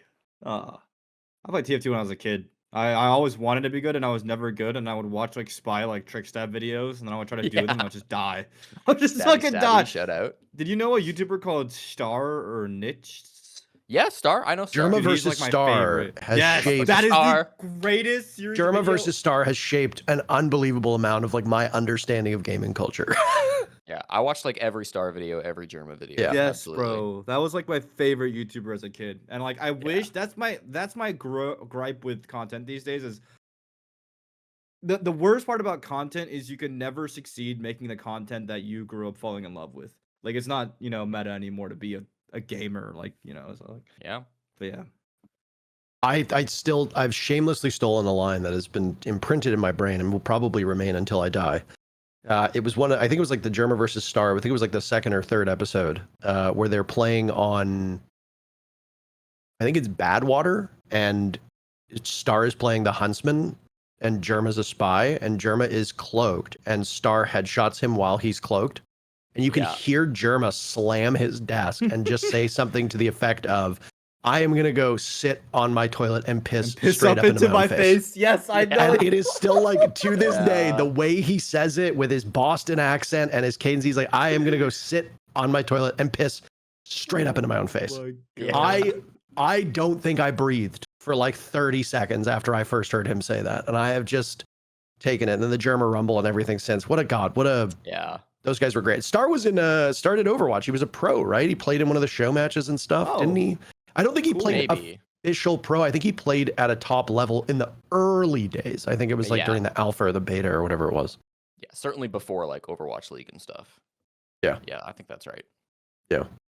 I remember when Overwatch launched. I was a Blizzard guy. I've always been a Blizzard guy. My favorite game of all time is Diablo 2. Like StarCraft was the very first online game I ever played. Like I love Diablo. Somehow I managed to miss World of Warcraft, but beyond that, like loved every Blizzard game. When Overwatch came out, I was like, this is literally TF2 but better, which I don't agree with any longer. But at the time, I was super pumped and I was riding the hype train. And I just remember, you know, I don't want to sound ungrateful here, but it's like I remember when I first got the job working Rainbow Six, and I showed up at the studio in Poland and was kind of like, This is it. And then I'm watching the Overwatch League with their fucking stadium and audience and like all the spectacle and like the full screen LEDs. And I'm just sitting there like green with envy being like, man, that looks like fun. Yeah, I mean they put so much into it. Yeah. I remember being super excited for Overwatch. Like I would watch all the beta footage, I would watch all the trailers. I was so excited for it to come out. And then I finally played it and I just did not like it at all. Like it was fine. And if it was a career path, I probably would have forced myself to play it. But like I just felt like to me it was the same as like a Smash Bros melee player playing Brawl for the first time. Like that is the analogy in my head. It's like you go from a game that's got incredibly deep mechanics, such an incredible high skill ceiling, like rocket jumping as a mechanic. People spend hours just to master, and then you go to Overwatch and you press shift. This is literally in the Star video about Overwatch. You just ripped what he said bar for bar. Where he's like, it was people, a common he's like sentiment. rocket jumping is so complex, and now you just press one button. It was a very common sentiment in the TF2 scene, and it was very funny watching like some of the people who would complain about it in like a TF2 sphere, then go join the Overwatch League and not say any of that shit on official Blizzards. That like Clockwork was a really famous TF2 player who ended up having like a small role in the Houston Outlaws. And I remember him doing like a TF2 interview where he's just like kind of shitting on the game, and then he went and played pro for it for a bit. There were a couple guys, right? There was an American guy. I think he played like Reinhardt and Roadhog. He was really big. Who? Muma? No, there's another one. On Outlaws as well. There was Seagull, who was more of like a content creator. Yeah. I know Seagull. I've actually heard that name before. Genji guy, I think. Yeah. Yeah. Avast as well. Like a lot. There's so many of the OG Overwatch League guys were TF2 guys initially. I love Avast. What a great dude. He's in Toronto right now. So at some point I will probably see him, but solid dude.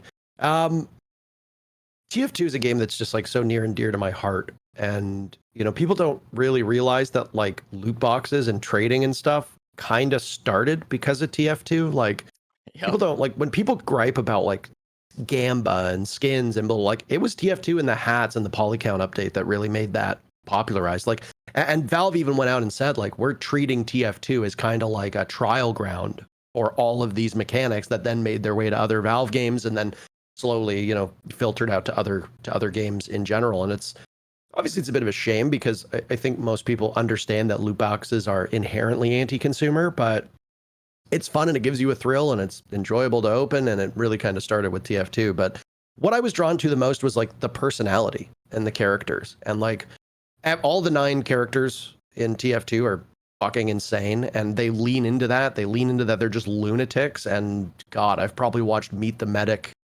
1,000 times at this point. Like all the TF2 clips are great. And while the game definitely hasn't shown its age and it's largely overrun by bots these days, it's still fun to load up and go into a server and play. They've I think been working on the bot problem. I don't think it's as bad as it was a couple of years ago. But for a while there, did you play when the bots would hack and then when you tried to vote kick them, all of the bots in the lobby would gang up on you and vote kick you? Yeah, there was a good couple years there where the game was essentially unplayable on Valve servers, and Valve just never fixed it because again, nobody actually worked for that company. There's like 3 people working on the game still, right? Like I think there's literally 0 at this point working on TF2. Maybe an occasional guy will part-time work on it or something. It's possible. So, why Siege over Quake? What was it? Quake's a great game for what it's worth. Obviously, the pro scene of Quake basically doesn't exist. But what was it about Siege? I remember I was just browsing Twitch to like see what games were like doing well, and it was the second invitational that was going on. And I think I was watching like Liquid versus Vitality or something. I don't even know. But I was just like, this is listening to me cast and falling in love with my voice. Well, I was watching the tournament, the second SI, and I was like, this is an esport that has big org investment. Like all the big orgs are here, like Liquid, Vitality, whatever. The developers really care. Like they're doing a developer panel at the esports tournament, revealing stuff about the game. That was crazy to me. I was like, that would never happen in TF2. And the casting is horrible. Like all of the broadcasters are just not good at their jobs. So fuck you. Here's the opportunity. I'm like, I could definitely cast better than these guys. So I was like, yeah, let's work at it. And obviously the casting as a whole in Siege has gotten dramatically better over the last decade or so. But at the time, it was bad, bro. Like, you know, it was bad. There That is was when truth you to were, it.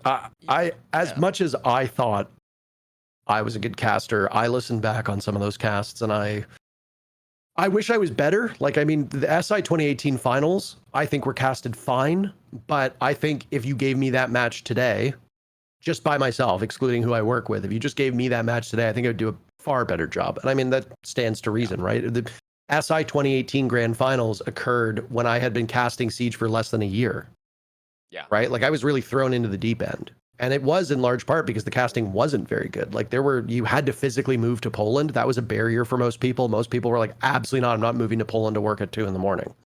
And, again, rightly so. yeah. I don't blame them. And as somebody who did that for 3 years, I get it. And it wasn't for everybody. There was lots of people who came and went because they couldn't hack it. But I mean, it's also like we also kind of forget how challenging it is to cast Siege. I think when all this like caster conversation occurs, and it still occurs about who's good and who's not, and who they like listening to and not, and there's usually a weekly post on the subreddit about it. Siege is one of the hardest esports to cast, and people who've come from other esports to ours are humbled by how challenging it is. And former pros who criticize us on social media then get given a shot to do analyst work or do color work or join on a TriCast. They're like, wow, that's really difficult. Yeah. I think like Siege also didn't really benefit from the release hype that a lot of games benefited from. Like in the early days of Valorant or the early days of Overwatch, all the top esport talents from other games moved in. So Yeah. immediately the casting is pretty good. But Siege launched and it was like almost dead on arrival. Like Siege had no hype when it first It came out. was, for what it's worth. It was Yeah. entirely dead on arrival. Ubisoft had to bring that thing back from the dead. So a Yeah. lot of the casters in Siege were very, especially in the OG days, were very like homegrown. Like they weren't established esports casters. They were just Endemic. like, yeah, they were just guys that liked Rainbow Six and happened to jump into the scene. Like Kix is a great example of that, as somebody who had no experience casting, but then was a former pro. And I think a lot of the Siege talent grew up like that, and I think that led the community to like really back their guys and get really attached to these people who grew up in the community with them. And then eventually that led to a lot of like hate on outside voices coming in, with the best example, of course, being like Golden Boy at Raleigh, where it's That's like, exactly what I was thinking about. yeah, and I think it all kind of comes back to how Siege came up in the world. And Siege had a very unique first 5 years that I think no other game really has ever had. I'm not sure if Eric is going to agree with this, but there is a sentiment, especially amongst some of the older talent and players, that Siege didn't really start until SI 2018. That's when all the big orgs came in. That's when all the money started to come in. That's when viewership started to explode. That's when the player base started to explode. Everything before that is obviously valid. It's not going to take away from it. Yeah. But you talk to a lot of people and they're kind of like, all right, like that was our alpha, that was our beta. SI 2018 was like the launch of the Siege esport. And I think if that's the the goalpost, I would agree with that. I that's when I got into the game. Yeah. What's very interesting about Siege, now that I've been in the business of trying like to sell the esport to people. I'm so sorry if this completely derails your conversation. This is a conversation that I had multiple times in the last couple of days, is that it's the hardest conceptual esport, right? Mm. In every other game, there's an insane amount of continuity. In CS, despite the fact that the rounds restart, there's one, economy, and two, the sites stay the same the entire time. Your entries will most likely run down the same 2 lanes for the entire game, right? Yeah. In League of Legends, it's like, despite the game is insanely difficult to understand, there's continuity. And so the guy sitting there explaining to you can be like, okay, this is what's going to happen, and it's building up to this the whole time. Siege, every 2 minutes, everything resets. Everything resets. And it's just so hard. And that's what makes our job so difficult. And that's why we're like trying to hold ourselves up to such high standards, right? And so like for the viewers that like, I know I've been critical. I know people have been critical. I know like everyone can criticize everyone. Everyone can flame the observer. Everyone can flame the cast. Everyone can flame the co-streamer. Everyone can flame everyone. Everyone can flame the production. But at the end of the day, like technical issues aside, the game itself is so fucking hard to broadcast, period. Right? It's just hard. And like I remember talking to Parker about it. or I remember, oh no, I remember having a thought while watching one of Parker's broadcasts, where I was like, I wish there could be more emphasis. I wish the casters treated the space between rounds as less so dead space and more so like what can we talk about to glue the round together. And actually got a surprising amount of response from Reddit on it, on how like they actually liked the banter. And I was like, oh shit, I didn't know that. My fault. I didn't know, people enjoyed the dead space as banter time. But yeah, I just think it's hard, man. It's hard. It's so fucking hard. It's harder than what a lot of people take it for. We've fought with portions of the audience because there is a very dedicated and very vocal minority of viewers who have been here since the early days. People forget that United Tempo Storm in the NAL 7 years ago was only pulling like 4,000 viewers. And those were the days when views were good. Like nowadays we're hitting 15 to 20,000 pretty easily for non-events. And that's not including co-streams and everything. Viewership is definitely better now, but like those were your OGs. Those were your hardcore fans that would watch those games. And a lot of those people were ball knowers. They wanted us to dive into things. They were the super fans. They were the nerds. And God forbid you spend less time, talking about the strategy and you spend more time making jokes, you would get filleted. And this is something that Dez has spoken about quite frequently, both on Twitter and on broadcast, where, he's basically said, like, for whatever particular reason, the Rainbow Six audience is really resistant towards humor and going off topic. Whereas, like, you listen to Counter-Strike and there will be entire, like, sections of rounds where they're talking about bullshit and nonsense because like it's a pistol round versus like it's an eco versus like a full buy. What's going to happen. And they'll just treat those 3 rounds as like foregone conclusions and just waffle. And the audience will eat it up. And then for us, it's like a 6-0 game, and we'll stop taking the game a little bit seriously because they're, one of the teams is getting dog walked, and the audience loses their mind that we're not breaking down the minutia of a round in a 7-0 stomp. And it's like, I understand that humor is subjective, and there have been times where I've made jokes that don't land. They've been cringy. I know that there are certain duos whose style of humor maybe doesn't mesh with what the community's looking for, but it is kind of frustrating that we've had to cast straddling that middle where you've got like 1,000, 2,000 viewers who are going to kill you if you make too many jokes or you go too off topic. And then there's another segment where it's like they love that. And I think I know the Reddit post you were talking about where a lot of people were like, Siege is a stressful esport. There's a lot of downtime. I like when people show their personalities. Yeah, I feel like, I don't know. I think this is definitely, we're kind of getting back on the topic of like how to cast good. And it's like, I think if it's just a few people complaining, like whatever, but also like there are times when like a large part of the community doesn't like something about a cast. And it's easy to sit back and be like, wow, there's so many different people who like different things and there's different ways to do it. But I also think like it is our job as broadcasters to cast in a way that viewers like, like this is a hard game to cast, and there's many different ways to do it. You could lean more jokey, you could lean more analytics, you could lean more on storylines. But like it's our job to straddle that line. Like we get paid pretty well to put out a product, and if a sizable portion of the people don't like the product or have problems with the product, I think it is on us ultimately to make those changes. And the best casters do, and I think certainly you and I do, Parker. Like we've talked a lot about this, about like ways we might want to change our style or things we want to add or things we want to cut back from. And, I think any good caster is going to spend a good chunk of time thinking about that and taking that feedback to heart.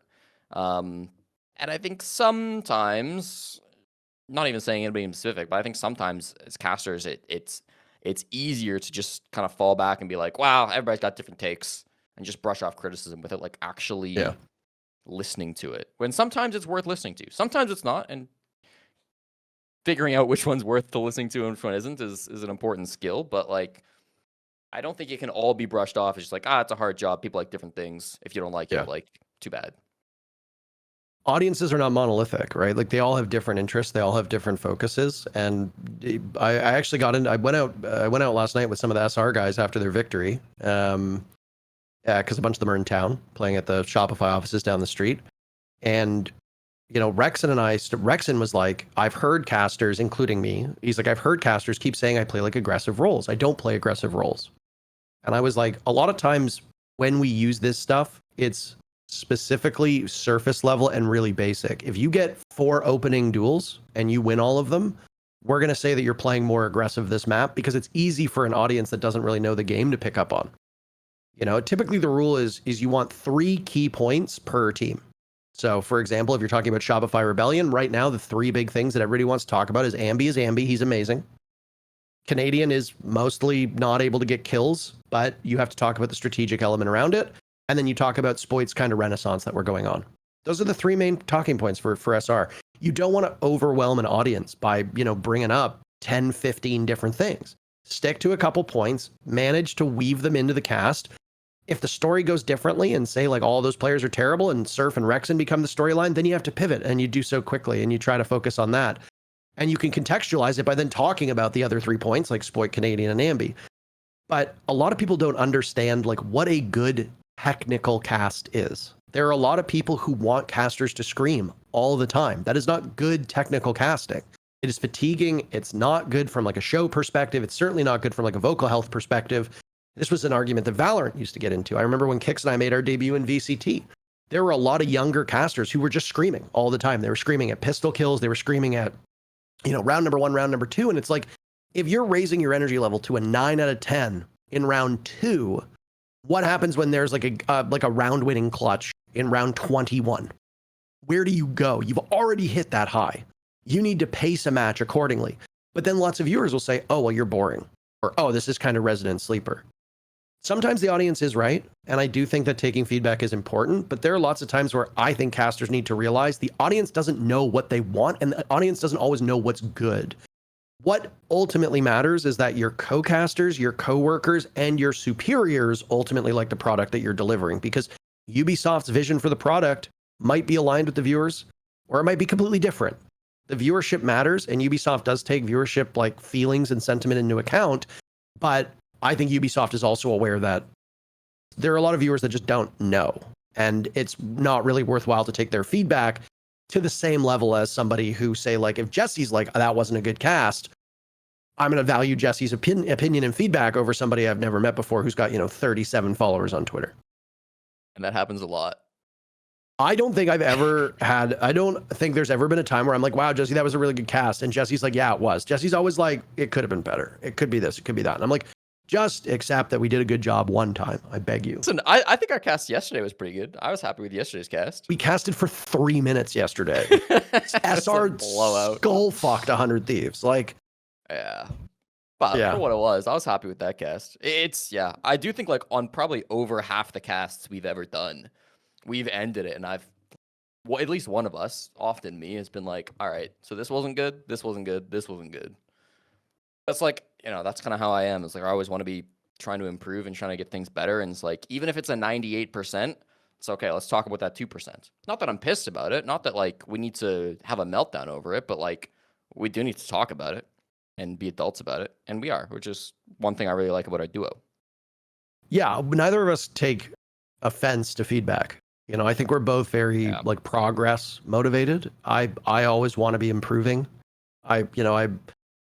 I don't think we've ever delivered a perfect cast. I don't think I've ever delivered a perfect cast in my career. I don't think, honestly, looking at everybody in Rainbow Six, I don't think any caster in Rainbow Six has delivered a perfect cast. I think there's been moments where it's come close. I think there's matches that have really helped. And I think there have been times where, the duo can deliver as close to 100%, but, there's always room for improvement. And I think that hunger is really important. It's easy to get complacent when you get to the top. And, we're very competitive with all the duos now. There's 6 main duos in Rainbow Six right now. They all get rotated in and out for events. We've been really lucky. I've been really lucky in particular to usually be one of those people who's pretty much guaranteed for every event so far. The only event that I missed is Reload, which was a non-circuit event. So if we're talking circuit events, I've made all of them since I started, which is great. And I'm really fortunate. And I think I've worked hard to get that. But you're only as good as your last event. You're only as good as your last cast. If you want to work the next event, you got to prove it. And I think with our duo in particular, I think that's something that we've done a very good job of, is having those frank conversations about how we can stay ahead of the curve. If there are things that we can learn, if there are things that we can change, and there are ways for us to improve them, we're going to do that. Really hasn't been a perfect cast, I think, since Bloodbath retired. All right, we're closing the show down. There's just no point. I don't even know how many reviewers will remember Bloodbath. Eric, do you remember Bloodbath? No. There What you is go. Bloodbath? Bloodbath was a caster who started, and I just wanted to take 1 second here. I know that you were talking about like people coming in. Panky was an outrageously good caster who had come from other esports. Panky was excellent. Yes, Fair a lot of enough. the people around Panky were like green and were homegrown. And to be frank, like I wasn't the best caster when I debuted. Kix wasn't the best caster when he debuted. Like it's tough. There's always a learning curve, but like Panky was great, and Panky really did help kind of elevate the product really early on. Bloodbath was a caster who originally worked with Emzo when Panky and Kix were a duo, and then when Emzo got shuffled off, it was the three of them, and Kix mostly casted with Bloodbath, and then Panky retired, then Milos came onto the scene, and then he had visa issues, and then I came onto the scene the same time as Emzo came back, and Bloodbath was a big hype man. I think there was like with everybody, I think there were ways that the casting could have been improved. And then after Sao Paulo, for a couple reasons, one of which was a Mega Man video for people who know that reference and callback, and a couple other just things behind the scenes about just being like difficult to work with, and the duos not wanting to pair up with him. He just wasn't tendered a contract from that point onward, and effectively ended his esports career. Because Milos and Emzo wanted to duo, and Kix and I wanted to duo, and it just left Bloodbath as the odd man out. And there just wasn't enough space. People use the term fired. You're not fired, right? We're all on contracts. Like technically in 9 days, Jesse and I are no longer under contract. We are realistically, we are unemployed. We're cut. Yeah, but the expectation is that we'll be offered a contract for stage 2. That's the way it's always been. So, when people say like, oh, I've been fired. No, you haven't been fired. They've moved on and they're not renewing your contract, which to some people, maybe they think it's firing, but I think there's enough of a distinction there to warrant a difference. Yeah, you will be fired, just to be clear. Once I go to Ubisoft with everything, you will be actually fired. Who are you replacing me with? JJ Blast. We talked about this. Okay, that's right. Yeah, I saw that tweet. Yeah. I saw that tweet. I also saw how few kills he got this stage. He might be open to casting a little bit sooner. I don't know how much you guys like talking about this topic, but I also realized like, and a lot of the criticism for casting or any like new talent coming in is like, oh, he's not knowledgeable, right? Like I think about like Veli coming in, not knowing who Peng or Fabian was, and then a lot of people just shat on him for it, right? That was not Valley. That was Golden Boy. Golden Boy, sorry. That wasn't Veli? Yeah. I could have sworn it was like... Boy. There's a lot to unpack with that one. I'm a piece of shit then. Holy fuck. Anyways, I think like a lot of it is like the knowledgeability, right? Is like the main like thing for people. But then I realized like Siege has one of the most hotty-toddy know-it-all communities ever. And you know how I realized that? I look at the most viral shorts in Siege. Benjamin Master has some of the most viral short form content in Siege. Okay, he has clips where he like goes crazy. Yeah. Yes, he has like 1 million view Caveira clips, right? And what's crazy is like he titles the clip "How a Pro Plays Caveira," and then he's like, the comments are like, "No, actually, that's not. That wouldn't happen because pros don't play Caveira." And it's like, dude, the guy you're watching is a professional player. Like, and then every single tip video that's like cool with Siege, every single one, without fail, all the comments are like, actually, if you get a Kali sniper and you put a shield in front of it and then you turn around and you break it, there goes your whole strat. It's like, oh my God, man. Yeah, Dude, like line's not broken, just stand still, dude. Yeah, like I put a BP above a broken hatch and then like you could just go under it and shoot it from the side. Like, oh my God, wow, if you counter the thing, you counter it.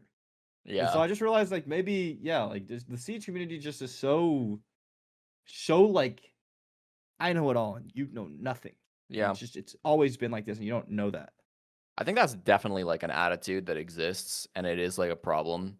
I also think like, again, I have very high standards of casters and casters should know things like who players are, certainly.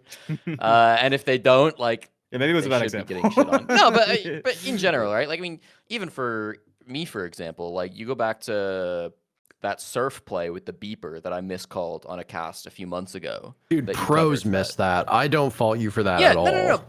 But Yeah. it's like, I should have caught it. And it's like, it was a fuck up by me. And it's like, again, as professional casters, just full time, it's like, it's our job to catch these things. And no caster's perfect. Certainly I'm not. Everybody will make mistakes, but there's still mistakes that we should be working to improve on. And I think, yeah, a big part of my philosophy is like, instead of getting annoyed at the audience for these types of things, it's like, you should always just try to be trying to look inward and be like, yeah, okay, how can I be better at this? And sometimes, I don't know, people don't always do that. No, I think it goes back to what you said about like the push to improve. It's really easy to blame other people for your failings. It's really easy to, shove that onto somebody else and, make excuses. At the end of the day, there's a lot of things not within your control. Getting hot cammed, getting hot mic'd, like production has its share of issues that we have to deal with. And, Sure. there are very frustrating days where the game is breaking, there's tech issues, players are having problems with their PCs, production is burning to the ground, and we think we're delivering a solid cast, but you're constantly having to go over these speed bumps, and it's challenging. It's really, really challenging. And, one of the things that I've worked really hard on is acknowledging that these things are going to happen. Yes, you can be annoyed by it. Yes, you can have grievances. I think those are perfectly valid, but it's not going to change anything. Me being pissed off that production, put up the wrong graphic or threw to me and Jesse when we are not supposed to be on cam, or, they gave us the wrong call. They said throw to break and I go to throw to break, but it's actually to the desk and I just followed production's words. Like, yeah, that stuff is really annoying and it makes me look like an idiot. But you have to realize it's out of your control. Right? Like, you got to just move on. Like, it's really easy to succumb to those feelings of frustration, and it will, it can kind of taint the rest of your cast. But we work a really great job, and I think people need that perspective. Like, we get paid very well to work very little, and we get to talk about a video game. Like, in the grand scheme of things, this is like easily the chillest and best job I've ever worked. And we're certainly compensated well. And, I understand that we are quote unquote live television. There's a lot of divas who come in. I think people have, I think everybody, I think Jesse, you've been called it. I think I've been called it. I think everybody's been called a diva or hard to work with at some point in time, because we are like fiercely passionate about things. And it's really hard for us to compromise on the things we think are good. But the one thing that I've tried to remind myself is like pretty much every job I work for the rest of my life, unless I stay as a caster until the day I die, is going to be worse than this. And you really need to appreciate just how good we have it. So if the worst part about your day is that production said, map veto's going up, and instead they accidentally put up a graphic of a team, like, who fucking cares? Just move on and just do the best with what you've got, because that stuff's out of my control. All I can do is control myself and the words coming out of my mouth. Definitely. So we're talking about casting here. You make the jump to Rainbow Six Siege, and Flynn and I were actually talking about this, because I will say, as my duo now, I was shocked to know that you were casting Go4s in 2018. The first Go4 on your channel, I think, was like June 2018 or something like that, which was roughly a year after I made my first cast. Now, I know you were involved in Canada Nationals and stuff like that, and you and I actually worked a couple DreamHacks together. We actually casted a DreamHack together in like 2018 or 2019. 19. And then we did the Canada Nationals finals together, and I think I hosted a DreamHack that you casted at as well. But it didn't really occur to me how early you were into Siege. Keep in mind, like, the game launched the end of 2015. Esports didn't begin until 2016. You were in within the first 2 years of the game. And I think a lot of people might be surprised to hear that. I think the reason people are surprised to hear that is because, like, I was really bad at the start. Like, a lot of people, like, they play the game for a year or two and then they move into, like, casting. I immediately started casting Go4s. Like, I reached out to ESL. I was like, I've done TF2 lands, and they were like, here's your Go4 permission. So I was casting like Necrox and Goddess in Go4s, and I didn't know who they were.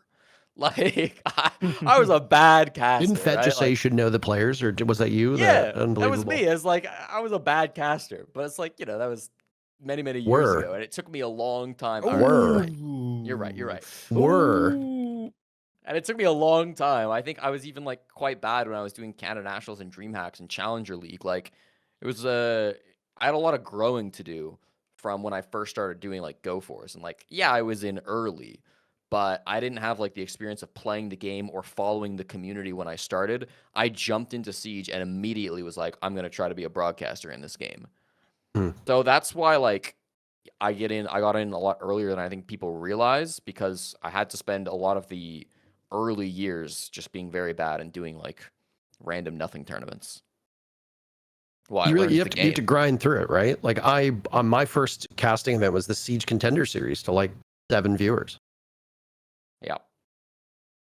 You know, the thing that really I think benefited both of us was that, if I may say, I think we were immediately good enough to get our jobs, but I also think we both just got in on the ground floor. It was the right time and right place. Definitely. You know, like definitely. if you wanted to be like, imagine if you were to debut today at the level you were at, you'd have like, it's not even about just being good. You have to figure out who you're competing against from a T2 level, and then you need to be better than somebody at a T1 level. You know, when you were elevated to the NAL, when I got the job in Poland, there was like next to no competition. We were just like, please move to Poland and take this job. It wasn't like hey, I know like there's 6 duos and you might be like duo number 7, but like, it was like, we will literally do everything in the next 48 hours. Please just get here. Yeah. There's also like no like clean path. It's not like, oh, I show up and I was like, oh, I'm the 19th ranked duo in North America. It's like, no, it's like you've got to figure out for yourself how to be a caster. There's no like class on it. You've got to figure out how to get decent at it. Then you've got to figure out a way to like network with T3 leagues or Go Fours or find some opportunity to actually do live casting. Then you've got to find somebody to work with. Then you've got to network and get good enough to grind up into like better T3 leagues and eventually T2, and eventually you got to find some way to get noticed by somebody in T1. Like, there's no easy steps to starting out, and it's certainly way harder for casters starting out now than it was 8 years ago.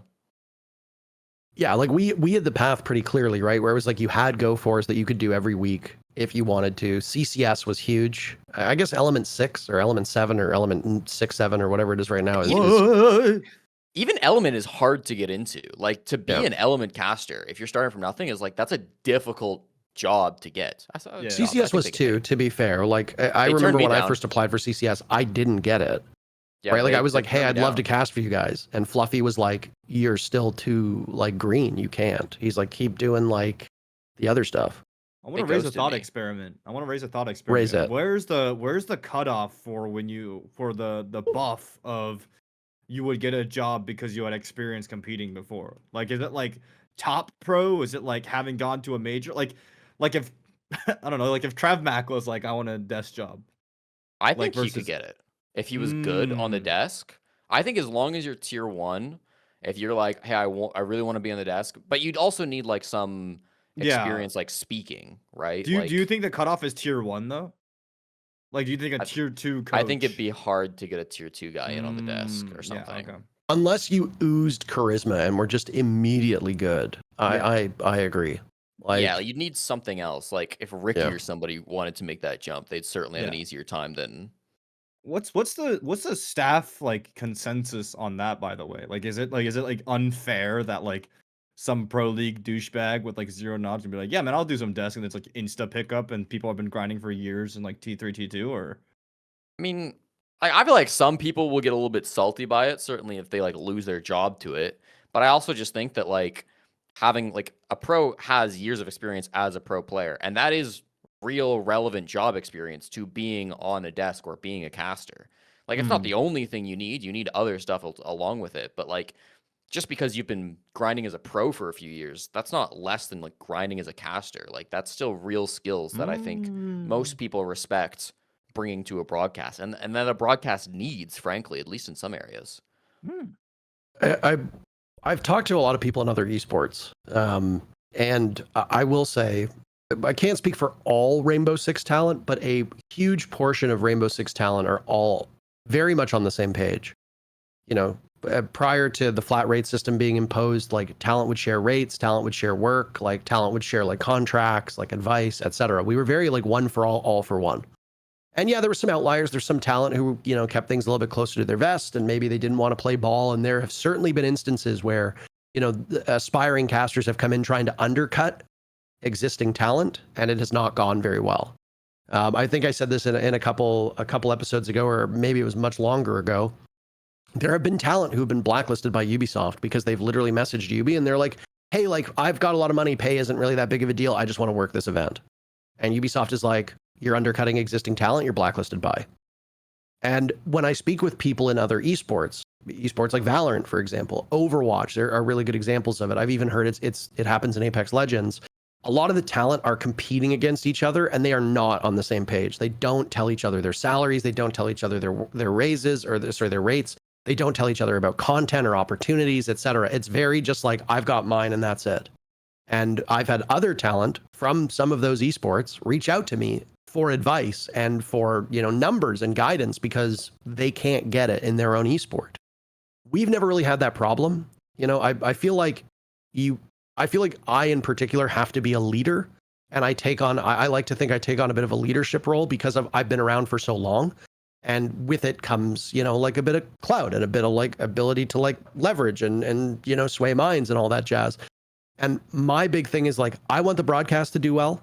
Like, obviously I don't want to miss work opportunities, but I'm very fortunate to be in a position where I don't really have to be as concerned as other people. So I want to use that to try and make other people feel comfortable and prepared too. And I got to give Ubisoft some credit here. One of the big knocks against Riot is that Riot doesn't prioritize its talent as high as it should. And I've spoken with people in both League of Legends and in Valorant that say, like, we're constantly on the razor's edge of, are we going to still be employed? Are they going to just get rid of us? Are they going to bring in like 4 pros to like do it like analyst work and cost me my job? Like, are they going to like lowball me and hope to bring in some T2 caster that they can pay less? And this is not just a Riot thing. A lot of esports do this. But one thing I have to give Ubisoft credit for is Ubisoft stands by us. Like, they support us. They want us to be faces of the brand. Like, they give us charms. They give us like, they do documentaries about us. They put us in like the MVP stuff. Like, they put our words in the game. Like, I have a drone bundle. Like, Ace and Dez have a drone bundle. Like, people's comments are on guns. Like, Ubisoft really cares about the casters and sees us not as an accessory. They see us as a mandatory part of the community and a mandatory part of the show. And it really helps you feel more secure, because I know that if I was in other esports, I would constantly be watching my back. I would constantly be unsure of myself. And I think that ultimately reduces the quality of the product. Our needs are met. Yeah, it obviously sucks that I'm not paid as well as I used to be because they changed the rates around. But some people were able to get paid way more because of it. So it's a wash. And as long as our needs are met and we're supported and there's good communication and clear direction, I can focus on my job and not focus on politicking, not focus on stabbing people in the back, and not focus on trying to make sure that my position is secure. And honestly, a lot of that is credit to Ubisoft and the TOs they've worked with, but also a lot of it is credit to us for sticking together. Yeah, I think to just directly answer your question as well with an example, Fett, it's like, I remember when Laxing first joined the NAL desk, I wasn't like scared for my job, like, oh my God, they're replacing the desk with pros. I was really happy because my focus was not on how do I keep my job. It was on how do we make the NAL desk as good as it can be. And I think by getting Laxing on it, it added a dimension to the desk that we didn't have before. So I was really excited about that change. I was really excited about a former pro coming in and getting to work with them in that environment. I went on a tangent and I kind of missed that point a little bit because there's other stuff to talk about. But I think coming in as a new caster is really hard. Your best bet, if you are an aspiring caster, is to link up with somebody who is looking potentially to make a change. Obviously, well, I think it's fair to say my casting duo situation has not really been within my hands and my control for a lot of my time as a caster. I deliberately sought out Pengu after Michael's passing because I needed somebody who was familiar to the community, who knew the game, and I could trust to talk about the game. In that sense, for that particular role, because there's 2 roles when casting, there's play-by-play, which is what I do, which is what Xenox does, which is what Dev Marta does, and then there's color, which is more analysis, but it's way more than just analysis. Color also largely like dictates the energy.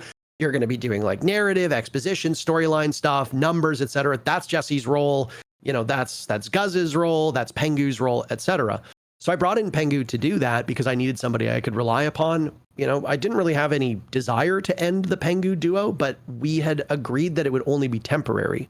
So I'd actually approached Jesse years prior, basically saying like, hey, if and when my duo with Pengu ends, would you be interested in working together? Because as much as I hate him, I like him. And I think he's very good at what he does. And I think we make a good pair. Obviously, his focus was on being on the desk and being as good as possible. And then suddenly Nick messages me one day and just says like, hey, I can't do the schedule anymore. I can't cast NA. I have to be awake for Korea. I have to be awake for EU. I can't also be awake for NA. I'm sorry. And I just said, that's fine. And I went to Jesse and we had a, pretty frank conversation, and the duo showed up that way. But I mean, like, if it wasn't for that, I don't think Jesse would end up as a caster. Jesse probably would have stayed as an analyst, right? Like, because there was an opening, I sought him out, and that was it. I think the desk is a little bit easier because the two main focuses of the desk are to be entertaining and to actually know what you're talking about, right? They want former pros on the desk. And I understand why. And you can find former pros who also understand the narratives and stuff. And having that is so valuable, because if Mint says something, if Alfama says something, if Pengu on a cast says something, I could say the same thing, but people are going to doubt me. They're probably not going to doubt Mint, Alfama, or Pengu because they've been there. So having former pros is really advantageous. I think it helps the audience, and I think it makes the broadcast better. Yeah, I think that's the biggest thing is like, I think there are two huge advantages to getting pros in the broadcast. The first is, as you just said, like, people just trust the opinion of pros. Like, if a pro says something, even if you say the exact same thing, is like, people will put more weight just because of the person who's saying it, which is just the reality of it. The other thing is a pro can talk about their lived experience. A pro can talk about, yeah, man, like, I know what it's like to be down 5-1 at the half. Like, it's tough, but they gotta buckle up and do this shit. Like, they can talk about their own experience, which is something that like you or I could never do, Parker. And it's like, they're also extremely knowledgeable of the game. But I also think from a broadcast POV, like when you've got full top-down POV and like you see everything going on and like you can rewind the stream if you want, if you miss something, Siege is not that difficult to comprehend and talk about. It's difficult to execute. It's difficult to comprehend when you're on limited information because you're playing in the server. But I actually think from our POV, like, we have all the tools, even as people who haven't played competitive, to understand it at the highest level, and it's maybe easier for a former pro to pick that up, but it's more so the lived experience and just the weight behind what they say that I think is the biggest value to getting former pros on the desk. I really have been impressed with how Mint is doing. We got a chance to try cast with him, and I know you don't love try casts, but I thought he did a very good job. And I think he's killing it on the desk. I think he's already really damn good at what he does. Obviously, it sucks that we lost Foxay, and the circumstances over him not being able to hang in Copenhagen are obviously bad from like a personal perspective. Like, you never want to feel like you can't be where you are, right? Like, so obviously for us, like, as a friend, and I've known Foxay since before I was casting pro play, for crying out loud. Like, we used to hang in Discord calls, like, and like game when I was still like working in CCS. Like, I really like Davide. I think he's a great guy, but I can understand why he didn't want to be in Copenhagen. And I think Mint's been an incredible replacement. I think Mint's biggest strength, he does the same on the podcast here. I think Mint's just a guy. He talks like a guy. He talks like a dude. He doesn't talk like a gamer. He doesn't get high on his own supply. He doesn't get way too deep into it and nerd out. Mint is just able to take complex things and talk about it like a dude, just at a bar, is just having a casual conversation. And I think that's really good for the audience. And I think obviously the Mint's biggest things is he needs to be more comfortable on air, and he needs to worry about like how he looks and how he presents. But everybody has that problem. Everybody feels awkward when they're on a camera the first time. Once he fixes that, I think he's going to be unstoppable. And I think the desk right now with Jonah and Laxing are banging on all cylinders. It sucks that Fox isn't able to participate, but I think they've made the best out of a bad situation. And similar to what you asked, like, if Mint and Laxing are viewed very highly by Ubisoft, or say Foxay comes back, like, there's no real room to bring in another expert unless somebody wants out or you think that expert is going to be amazing. Like, if Troy retired tomorrow and went to Ubisoft and he's like, I want on the NAL desk, they'd probably find a way to make that happen. But if TrevMac did that, I think they'd be like, go down to element whatever, go down to whatever, like do that first and we'll see how it goes. Yeah, Mint's if that been makes sense. literally insane. And I think it just comes to like, he hits all the points that I would have otherwise had to tell my stream, like going into narrative on matches. And I think that's so important. I think like there's like sub narrative and then there's like true narrative, you know, like what are the actual stakes and history of this game. And I think like the co-streamer experience really speaks to him, like, and he just built us up so well. And yeah, just that guy's a beast, man. Jesse, as a former desk analyst, have you been a fan of Mint's work? absolutely. Yeah, I think he's been crushing it. I think the desk as a whole is in a really good spot right now. I think everybody's doing a really good job of like breaking things down and having their moments, right? Because I think that's the biggest thing with the desk. Is like you don't have enough time to like talk about everything, but choosing what you're talking about, and it's kind of what Fett says, like focusing on like the true narrative, the right narrative, and explaining it in a way that people get it is so critical. And yeah, I think everybody's doing a really good job on that right now. Obviously, this is for the people who've made it this far into the episode, just to prove that you're still listening and you're still here. I tend to think that our audience will be a little biased because Mint is one of our co-hosts, but I would love to hear what you, the audience, thinks of Mint so far. You know, you can be critical. We don't delete the comments. There are people who've said very silly things in the comments to videos before. We don't delete them. We let your words stand. So if you think that there's room for improvement, Kyle's also the kind of guy where he shares that same work ethic and vision that I think you and I do, Jesse. Like he wants to be better. Like Yeah. Kyle wants to improve. After every single cast I have heard, he's going to like production and like Laxing and Jonah and saying like, what did I do wrong? How do I get better? And I think that drive is really important. And I mean, Mint was quite reluctant to join DBNO at the start. But I think, you know, the first couple episodes, it took him some time to warm up, but I think he's been great. And if you watch any of the recent episodes, Mint actually takes over a lot of hosting and drives conversations, and I don't need to do it. And frankly, I think it's great. And I think he's just continuing to improve. I think Jonah's great as well. We haven't really spent a lot of time talking about Jonah. And I mean, Gabe's Gabe. I love Gabe. So I, 4 stars for the desk there. And while, of course, we miss good old Cornpop 16, Jesse J Chick on the desk, I'm glad that we're working together. So Cornpop 16 never did the desk. Cornpop 16 was the play-by-play announcer back in the day for TF2 and that's true. You rebranded when we moved to Falcons. Face It. That's right. C-pop. He used to wear Cornpop socks, like from the. I still have them. You should burn them. That's I'm what we not should have done at wearing your them right wedding. now. We should have sacrificed them. Why are feels they a little- within reach? No, How? this is a little. Oh, I don't think it's gonna autofocus because my camera's not set up, but it says Cornpops. It's a little truck. what a treat that is, eh? Beep. How did you like casting Rainbow when you first started? Did you find it to be a big learning curve compared to TF2? Yeah, it was really hard, bro.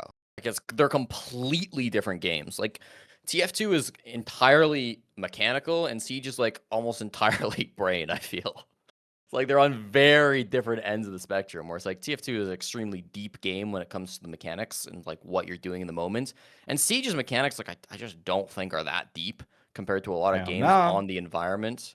Like there's some things, but like mostly the thing with Siege is like using your coordination, using your utility, like using your brain is Yeah. the bigger issue. And like That's why you're low understanding rank. that. That's why you're such a low Exactly. rank. Yeah, because I'm a Yeah. dumbass. And so it's like the learning that part of the game was really hard. Really, really hard. Yeah.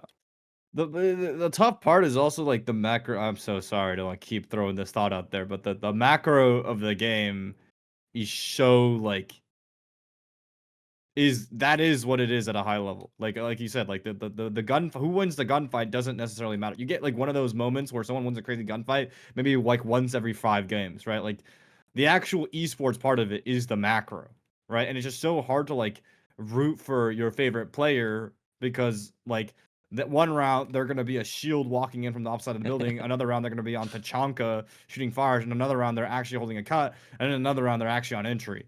And it's like it's such a worlds away from the actual ranked version of the game that everyone plays, where their idols are just aim diffing people in rank, because that's what ranked is. Ranked is aim diffing people. Pro League is like, yeah, it's just macro diff. I remember talking a little bit about this with the devs. This was many, many years ago. So maybe their philosophy has changed because honestly, most of the dev team that I talk to at this point in time doesn't work for Ubisoft anymore. But I remember when they were first going on about, oh, we want to possibly put in like, controllable recoil and like recoil patterns and stuff like that. And one of the big pushbacks was not about like botting and macros and whatever, like everybody was worried about. They're like, oh, people are just going to get macros, so they have no recoil. And it's like, sure, whatever. The main argument that Ubisoft gave at the time, and again, this might have changed, and I'm really hopeful that this is not covered under NDA. I don't think it is, because it was like 8 years ago. But it basically, they said that like there's already so much complexity to Siege, from learning operators to learning maps to, at the time, you had to learn, hostage secure area and bomb. Like, they basically just said that the game is already so overwhelming. We want the shooting to be a bit more arcadey because it's more forgiving and allows people to focus more on other stuff, while the aim is just more like Call of Duty. And you know what? I can't disagree with that viewpoint. Like, as much as a lot of people, pine for, oh, we should have recoil patterns and it should be controllable spray and whatever, and I should be able to master that. It gets to a point where a game is just complex for like the sake of complexity. And I don't think Siege is a game that needs really like tough gunplay. And I think the gunplay in Siege is really satisfying as it is. So why bother changing that? Fun game. It is a fun game. How did you end up getting into the bigger leagues? What was your path? What was your origin story here, other than doing Go Fours? So I was doing Go Fours, and then Starnab was basically the guy controlling like Challenger League talent, and he also was a kind of a Go forecaster.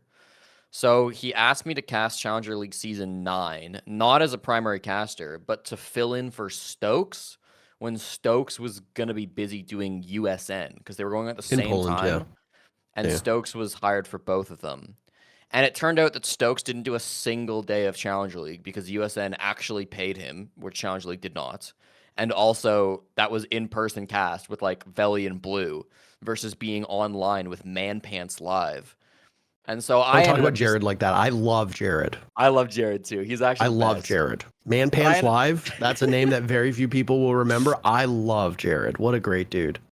So I ended up just casting all of Challenger League Season 9 with Man Pants Live.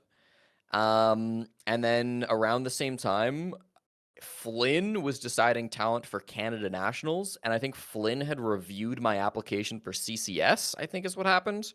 And despite ghosting me on the CCS application, Flynn basically contacted me for Canada Nationals because he's like, this is a decent caster who's also Canadian. And I think those were like the two like big kind of tier 2 breaks that I got, which then eventually attracted the eyes of tier 1. And when Ubisoft moved from the the ESL Poland days, where the entire broadcast was 4 people, to the Face It days, they massively like expanded the talent pool. They brought in guys like Blue and Stokes and Veli. And they were like, well, we've got an open spot on the analyst desk, so let's just go to the top caster in Challenger League. And at the time, that was me. So they just brought me in as an analyst. And yeah, I was like, okay, I guess I'm an analyst now. And I just tried to learn that as best that I could. I don't know if we've ever fully gotten into like the behind the scenes stuff. I think we're far enough removed away where we can talk about it now. There was a power struggle at Ubisoft within Ubisoft. And there was, so the North American branch, so the main pro league circuit at the time run by ESL in Poland was overseen by a bunch of different like studios at Ubisoft, like a bunch of different teams. There was your esports team, there was like your NCSA team, there was your EMEA team, there was an APAC rep, and then there was the studio at Montreal. And all of them had kind of equal share and say in all of the regions of Pro League, which is ESL branding. What ended up happening was that there were some people who were hired for NCSA, which stands for North, Central, and South America, who wanted to make their own mark on the esport. So they created the US Nationals, despite the fact that pretty much everybody else at Ubisoft was like, why are we doing this? We have an NA Pro League. There were people at Ubisoft, one person in particular, who really wanted to make his own mark and leave his own legacy. So they secured funding, a lot of funding, for the US Nationals. And if you recall, they had the really nice desk and they were paying teams quite a bit of money, and the rates that they were offering some of the casters were quite good. And it was basically just a vanity project from like 1 or 2 people. And those people eventually ended up being quite involved when the brand split came in 2020. And when ESL's contract ended, Faceit took over. EFG is now one company, but at the time, Faceit and ESL were completely separate entities, completely different companies. Now they've since been merged. They both got bought out by Saudi Arabia, but at the time, Faceit was a competitor. Faceit gets the contract. Live Nation was doing a lot of stuff for the EU broadcast, but Faceit and NCSA were doing everything for the NA broadcast. They brought in Veli to do US Nationals for a variety of reasons. And there was, again, a power struggle where they didn't like Kix and I because they thought that we weren't their guys. And they especially didn't like Kix because they said that he was hard to work with, which, fair enough, he was at times.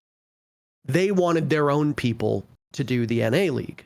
So it basically got to a point where the guy responsible for the US division and I had a conversation in Milan where he basically said, I want you for the NA League, but I don't want Kix. And I said, all right, see you later. Because I wasn't giving up on Michael, and I thought that was an absolutely asinine and stupid decision. I'm not here to play your stupid political games. Do what's right for the broadcast. You want to be a builder, you want to be a creator, fuck off and go do it on your own. Don't fuck with our esport. This guy no longer works at Ubisoft, thank God.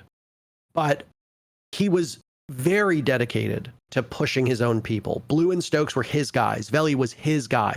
He was largely responsible for the talent at the Raleigh Major. Most of those decisions, Ram being included, Rams, the analyst, if you remember him as well, were largely because he didn't want to bring Pro League talent. He was the person who told us we couldn't say Pro League on the first 2 days of the US division. So I used the phrase other unspecified leagues 50 fucking times because when people are asking about teams like Rogue and Obey Alliance, you want to know why they're popular? They're popular because they play in Pro League, but I'm not allowed to say that because Pro League is a competitor of ours, so don't talk about Pro League. And I said, that's one of the dumbest fucking things I've heard. So every time I was talking about Rogue or every time I was talking about Noble or whatever teams I was saying, I'd say, yeah, you know, they did really well last night in other unspecified leagues. And the very next morning we get an email from Ubisoft saying, you're allowed to say Pro League now. And it's like, why did this happen? So this guy just wanted to do his own thing. And, you know, I just remember I had a very frank conversation with Ubisoft at SI 2020. I talked to the guy who was responsible for the EU side of things. And I basically said, like, look, the NA side has made it abundantly clear they don't want to work with Kix. I think that's a moronic decision, and I have no part in it. If NA wants to, you know, do their own thing with, you know, the US division casters, fine, we'll come work EU. And the EU talent were like, yeah, let's do it. Like, let's bring you on. Like, you'll be on, like, you'll stay in Europe. Like, Kix and I were literally looking at flats in Amsterdam to move there. And then we were just going to take the train to Paris to work EU. And then the guy who did all this with Ubisoft ended up getting a boss. And the boss basically looked at it and was like, you're not letting our biggest fucking duo go to Europe. Are you stupid? And reached out to Kix and I and was like, you tell us what you want. You're coming to NA. And that was it. And it's like, and then they built around it. They brought you on. Originally, we were supposed to have a host who I'm not going to reveal the identity of. We were supposed to have Jackie Jing as the stage host. We were supposed to have a desk host. The desk host got into a bit of social media trouble literally 48 hours before our first broadcast. And not having anybody to fill the gap, they went to Jackie Jing, who'd never desk hosted before, and were like, can you do this? And Jackie was terrified. She wasn't prepared. She didn't know how to do it.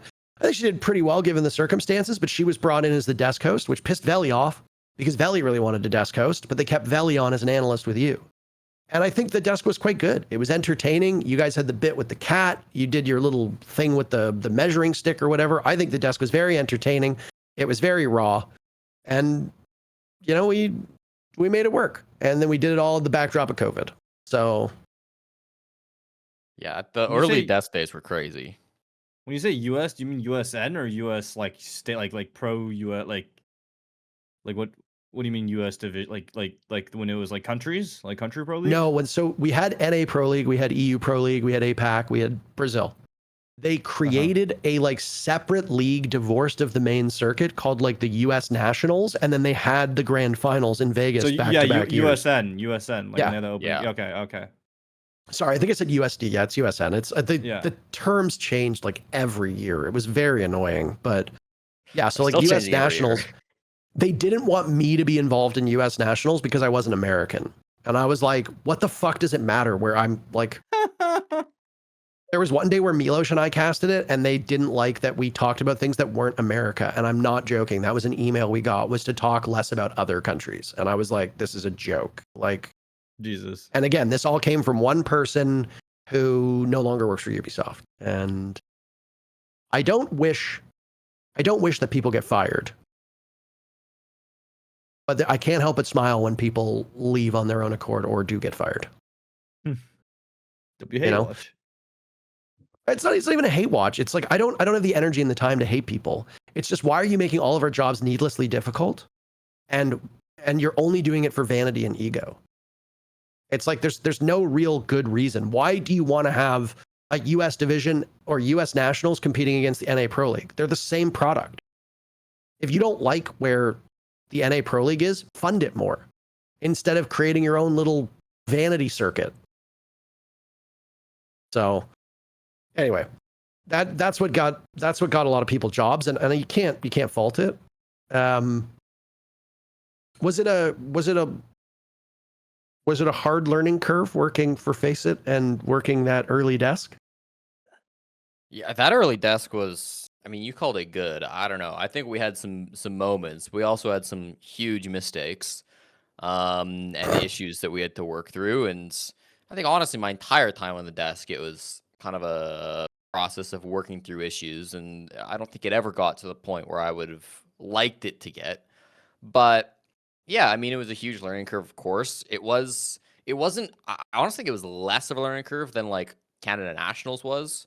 Because I'd only ever like casted for free in my bedroom, and Canada Nationals was like, I'm flying out to Montreal and I'm in a studio for the first time. Like that was, I think, the biggest step up. The step from Canada Nationals to the NAL was also huge in more maybe important ways. But in terms of the work that I was doing, it was like back in my bedroom. Like it was COVID. We didn't have a studio.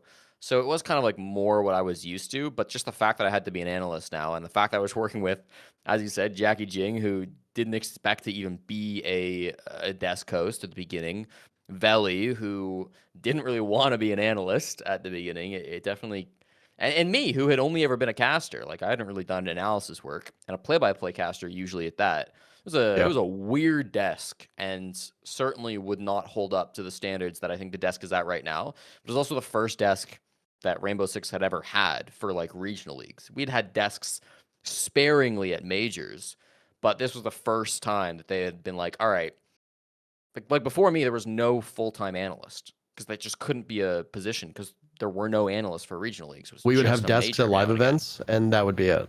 Yeah. Yeah. So like, I don't know. It was a raw desk. It had a lot of problems. I think we got better throughout the years, but there were always still some issues. And I think desk as it is now is significantly improved. And I think, yeah, there was a lot. There was rocky times in the early days for sure. But I was always thankful that how do I say this?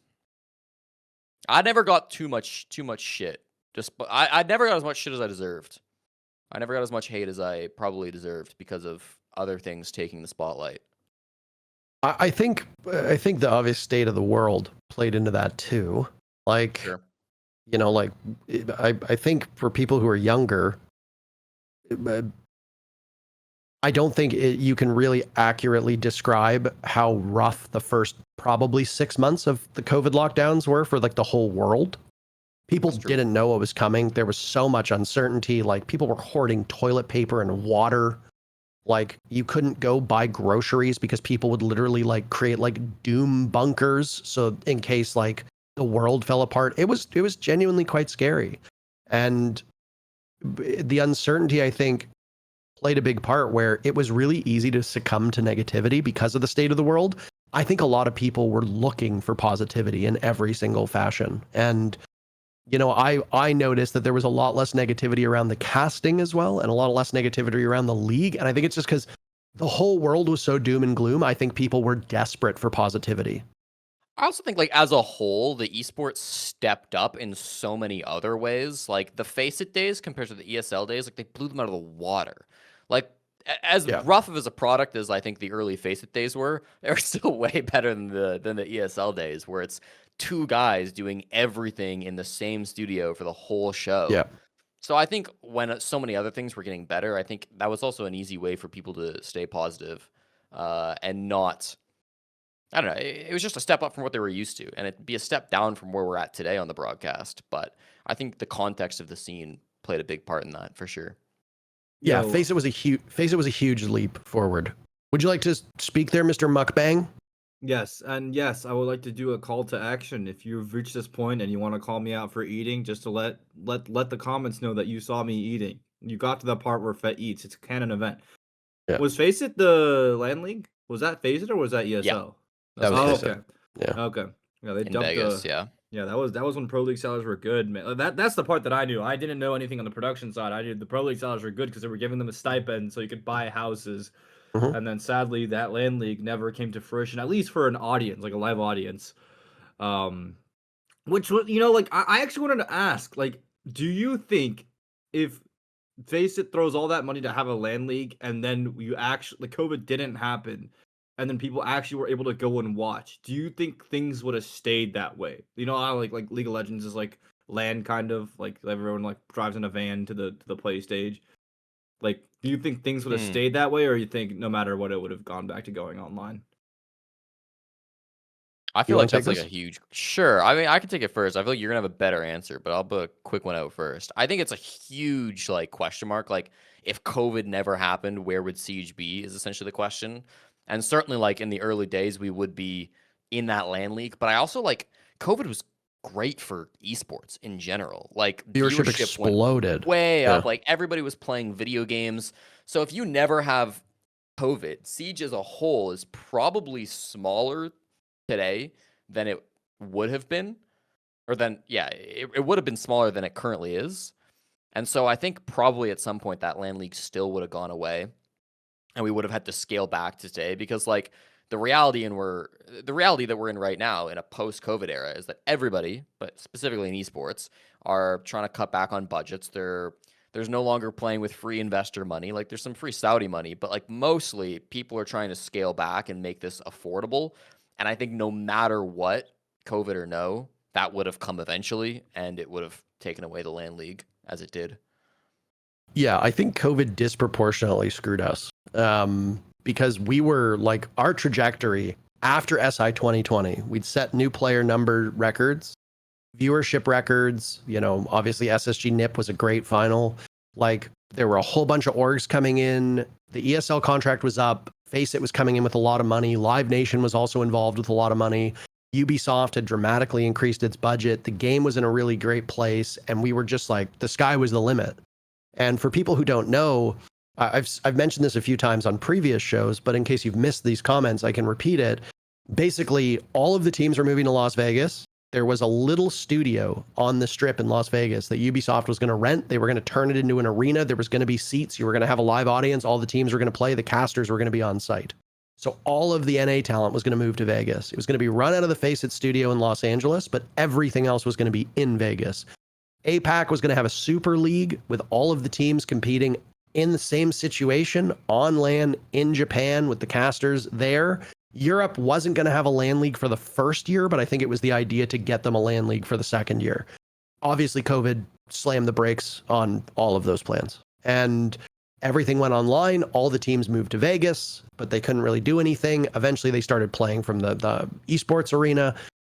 And the big thing with COVID that Jesse wisely pointed out was that people are going to roll their eyes at what I'm about to say, but capitalism demands infinite growth. These companies are seeing the sheer amount of money that's being spent during COVID and thinking this is never going to slow down. So teams are hiring tons of support staff. Ubisoft's team doubles in size because there's so much money. They're like, we have to capitalize off of this. And they expect that line to go up forever. People are stuck inside. People are bored. Viewership is great. Player numbers are great. Spending is great. R6 share skins were making a shitload of money because people just didn't have anywhere for that money to go. And all this venture capital and funding went towards these orgs. because now you're selling way more jerseys. And because viewership is up, advertising is up. Now it's lucrative for you to get your product. These companies that you've never heard of in a million years are advertising on esports broadcasts, and they're seeing that it's paying off. And then the crash and the reset happens after COVID. People start going outside, life returns to normal, money comes down, and suddenly you're hemorrhaging money because you expected line to go up, and now line very much not go up, line go down. And you now have to scale back. And you see investors start pulling money. You see esports orgs shuttering at an alarming rate. I think that the LAN League would have been a success if not for COVID. But I think the two contributing factors would have been viewership and finances. It is very expensive to run a LAN League. The stipends that they were paying these teams and the cost to run that studio in Vegas would have been astronomical. And if COVID didn't happen, our viewership was going up, but I don't think enough to sustain that. And I think what we likely would have seen was if viewership didn't hit the numbers they wanted like League of Legends viewership. And if the game wasn't doing as well and money wasn't coming in as much as they thought, I just don't see how you can run that thing for more than a couple years without going broke. Dude, So I remember. Yeah, sorry. I'm so sorry. No, that's it. Oh, are you sure? Go ahead. Are you done eating your sure? mukbang? Yeah, Show it for the sorry. camera. I missed time. I cut you off. I'm so sorry. Yes, it is. It's a big pot of shit. That is a I tub. remember being. That like, is a tub of food. Yes, it's a tub of food. I remember being in Challenger League in like 2022, 2023, and being like, wow, like the worst pro teams are telling me they're making like 5K a month. And I'm like, dude, it's like I'm gonna go pro and I'm gonna make it. I'm gonna have a job. I'm gonna turn my shit into a passion. And then I went pro, and I took away the stipend. And I was like, holy shit, I'm getting 1,200, no off season. And I got $2,000 for half a year of pro league. I was like, oh my god, oh my god. People Yeah, I wonder why remember Mirage hearing stopped playing teams their that weren't. players. Sorry. People wonder why Mirage stopped paying their players. Yeah. I remember teams that just like were flat out not good, getting paid like 4,500, 5,000 a month. Which, don't get me wrong, like I'm all for people getting paid well, and I think that you should be paid enough to live. There are orgs that pay poverty wages now, and I don't understand how you expect to field a successful team when you're paying people, $800, $1,200 a month. It's just simply not enough. But as much as the correction needed to happen, it sucks how much it swung the other way, because now there's like, you've got whole teams that could be competitive if they were paid appropriately. So Yeah, I don't think there's like an easy answer to it. Like, it's easy to blame the orgs, but like, and certainly you should blame the orgs if they're like promising and not delivering. But like, I struggle to criticize orgs that just have a low salary, because it's like they need to survive and exist and not go bankrupt as well. And like, there's just maybe not the viewership that they need to support 10 North American teams on good salaries. So it's like, any orgs that are scamming, get them the fuck out. But like, the reality is we're just going to have orgs these days that pay a low salary or pay close to zero salary. And I think that's kind of just the way it is. And I don't really see a way out of it. but regular sports is the same. Yeah. Right? Like, look at like our favorite sport, hockey. There's a floor. You have like the league mandates that you spend enough to hit the floor, so that you're not like in baseball. In baseball, you've got teams that are spending pennies to field their rosters, and it's just like, how are these people? Like, I think athletes are way overpaid. That shouldn't surprise anybody here. But like, you're one of the best baseball players in the world, and you're making like $370K a year. Like, that's a lot of money. Don't get me wrong. But like, that's nothing compared to your peers. So yeah, I think the MLB is a great example. And Flynn and I were actually talking about this at my wedding, where it's like, yeah, I mean, there are some MLB teams that get paid nothing. Siege is going to be very similar. And the whole business model of those bottom MLB teams is just like, we're not going to pay very much. We're going to get as much money as we can. We're going to sell our players when they get good enough to these better teams who will pay a better salary. And that's just how they exist. And Siege will be that until we have a salary floor or cap, and we will never probably be big enough to have a salary cap or floor not just instantly destroy the league. Because if you tried to put one in now, all those bottom orgs would just pull out, and you'd have a 4-team league. Unless Yeah. I start really cajoling this co-streaming shit, which is still the goal until I You need finish to my pop first- off. Yeah, I That's need the to pop thing. off. Yeah, I If need to do Fett better. if Fett grinds hard enough, we can get to a sustainable I esport. agree. But otherwise, we're doomed. Yeah. All roads run through Fett. Yeah, dude, I hit 11K during Salt Lake City. Not even during a stomping or a exploit game. It was crazy. Ooh, okay. Yeah, Were you I doing know. the Varsity Gaming run 30 minutes of ads to make $8,000 a day? No. I had a third as many ads as him. So I made way less. than him. So you made about $2,000 a day. That's still pretty good. Yeah. No, what I was gonna say, I don't mind having like feeder teams and stuff like that. I'm mostly with you, Jesse, where it's like there are orgs that are definitely predatory with the contracts they make their players sign. And I think that kind of thing should really be like rebuked by Ubisoft, but Ubisoft tends to be hands off with this kind of stuff. I have no idea if this is true, but I have to imagine a big part of why they're so hands off is because they deliberately meddle in how an org deals with their players. Other orgs will take notice and maybe be a bit more reluctant, which honestly could be a good thing, but like if you leave the orgs alone, orgs might be more inclined to join the ecosystem because they get free reign even if they are shitty to not be policed by Ubisoft. Yeah. My understanding of it is that like Ubisoft obviously doesn't enjoy or support orgs like scamming their players, but it's also like the orgs have a contract with the players and Ubisoft has a contract with the orgs. And just because like Ubisoft would need like genuine proof that the orgs are like scamming their players to like do anything about it, and it's like the legal avenues like often just aren't there for Ubisoft. Like they have a signed contract with this scummy org that says that like they can't kick them out of the league. Like they don't have free reign just to kick people whenever they want.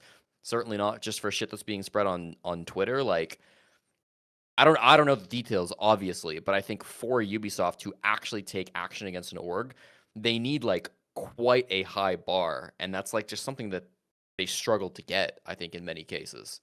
Thank God for Poison. Thank God for Poison, bro. I mean, I've never said anything bad about ever. You on your own stream talked about how a very noteworthy org at the current moment did not pay you on time.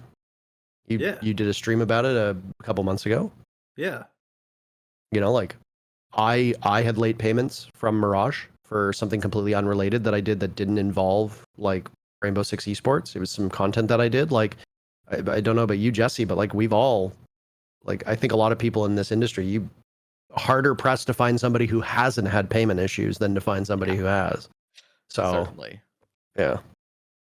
I just hope everyone does better. That's really it.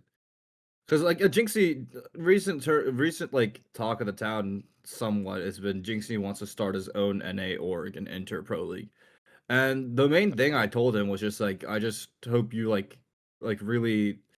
The thing is, it has to be a passion thing because he's not getting any of that money back. Like it's only going negative. But like you look at the guy, he's frugal as fuck. Like he still like plays in a broken chair with a broken headset and a broken webcam. I don't know if you know more than me. You're smiling. He seems frugal. No, I love it. I love how scuffed it is, despite the fact that he's one of the biggest streamers on the planet. You know, your roots. Mm-hmm. Yeah, and I think that's the right way to burn money as a rich man who's frugal, right? Is just you're passionate about esports. Fuck it, let me just go negative 500,000 to field the esports team. Like, why not? Fuck it, dude. Yeah. Well, it's really easy to spend money. It's really easy to spend money. Like, lots of content creators doing it. Yeah, I worry about Jinxie doing it because I mean, Jinxie's Jinxie, but if like Moist Critical and Ludwig can't make it work and they need to merge into Shopify Rebellion, like I don't know how Jinxie'd be able to keep it afloat. Obviously, I don't know his finances. I don't know how he would structure it, but you know, if a streamer of his size was to create an org, obviously it would make a splash, and that'd be cool. But all of these like streamer-led orgs, like Gaming and like, you know, the Disguised or whatever it was, like all these orgs eventually shutter because orgs don't make money. The way that you use an org is as like a loss leader within like a portfolio of other companies. If all you are is an org, that is the quickest road to ruin. You are just not like, you're not going to be taking enough prize pool cuts from your players to subsidize their salaries. A lot of these esports are not paying you anymore for these teams. The revenue sharing agreements are there and they're great, but again, like discretionary spending is continuing to trend downward as, the economy worsens across the globe. We're seeing this in just about every industry. And I mean, esports is already something where it's like, you don't get a cut of any ad revenue. You don't get a cut of the box revenue from people who go to live events. Your money is basically made on like advertisements and sponsorships. See like how Team Liquid is now called Team Liquid Alienware. That probably got them a lot of good money. Look at TSM FTX as another example. But it's like jersey sales and esports winnings are nowhere near enough to offset the operational costs of an org. They will lose money. It 100% will. It just comes down to whether or not you can eat those losses without going broke. And again, like, you talk about all these content creator orgs that have failed, but like Ludwig and fucking Moist Critical still, like, I would say have found relative success, even if it did take merging with Shopify. Disguised is still a running esport org that I think is competitive with many mid-tier esport orgs that are around. Like, Yeah. It's been done in the past and it's been done successfully, I would argue. And if Jinxie did it, I think he could do it successfully as well. It's not going to make money. You're right. Like, it has to be a passion project where the streamer funds the org. But like, if he's willing to do that, then it can work. I have all the faith in the world. I think it'd be dope. I'm down for it. Like, as a fan, I think it'd be great. I would be reluctant to be like, yeah, go do it, because it's like the finances are brutal. It's like opening a restaurant. Understand what he's doing. Yeah. Yeah, it's like opening a restaurant. Like so many friends that are like chefs and all this jazz are like, I really want to open a restaurant, and it's like something like 80% of restaurants close in the first year. Like, you're really battling the odds on that one. And those that don't close, a lot of those then close in 2 years. Like, it's very, very hard. So I obviously will always support people if they have like dreams, but I think you need to be, realistic about it. So a little conscious of time here. Let's wrap up our conversation about you. So the desk, how did you enjoy working for Face It? The desk changed many, many times. You had Veli as an analyst, then Veli became the host, then you got Jacob as your analyst, you had a bunch of guest hosts, you worked the Mexico Major. We had the cheapest first class flight we will ever have in our lives.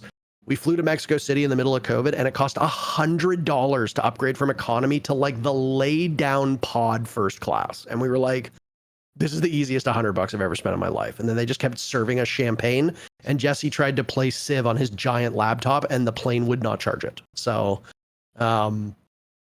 incredible flight. We got noise complaints though, because we were laughing too much in first class, and some of This the is other actually guests true. complained about us. So We were too disruptive. And I was like, there's like 6 people on this plane, and you are giving us unlimited champagne, and you think we're not going to giggle like a bunch of girls? Like, of course we're going to. Like, walk us through, just fill us in. The desk, Mexico City, then you worked with Doa, the coin, working out of LA. I think working out of LA was so fun. Like, I loved it. It was good weather, which was incredible. It was like a good crew as well. Like, just everybody that we had down there was like fun to hang out with and spend time with. And so it's like, yeah, there were definitely some really good days back then on the desk. I think like a lot of time was just spent just kind of like refining the desk, and I was kind of like stable through all of it. Like, I was an analyst for a long time, as the host constantly was changing, the other analyst constantly was changing. Jacob was the second analyst for quite a long time there, but even still, like, we would have guest analysts coming in all the time, and like those were often opportunities for like Face It and Ubisoft to like look at people for long-term positions. So there was just like, it was very turbulent. And I think when we moved from Face It to Blast in particular, like, that was kind of it was a very weird time, because they really started to like change things on the desk. They really started to experiment. We had like cookies coming out for a while.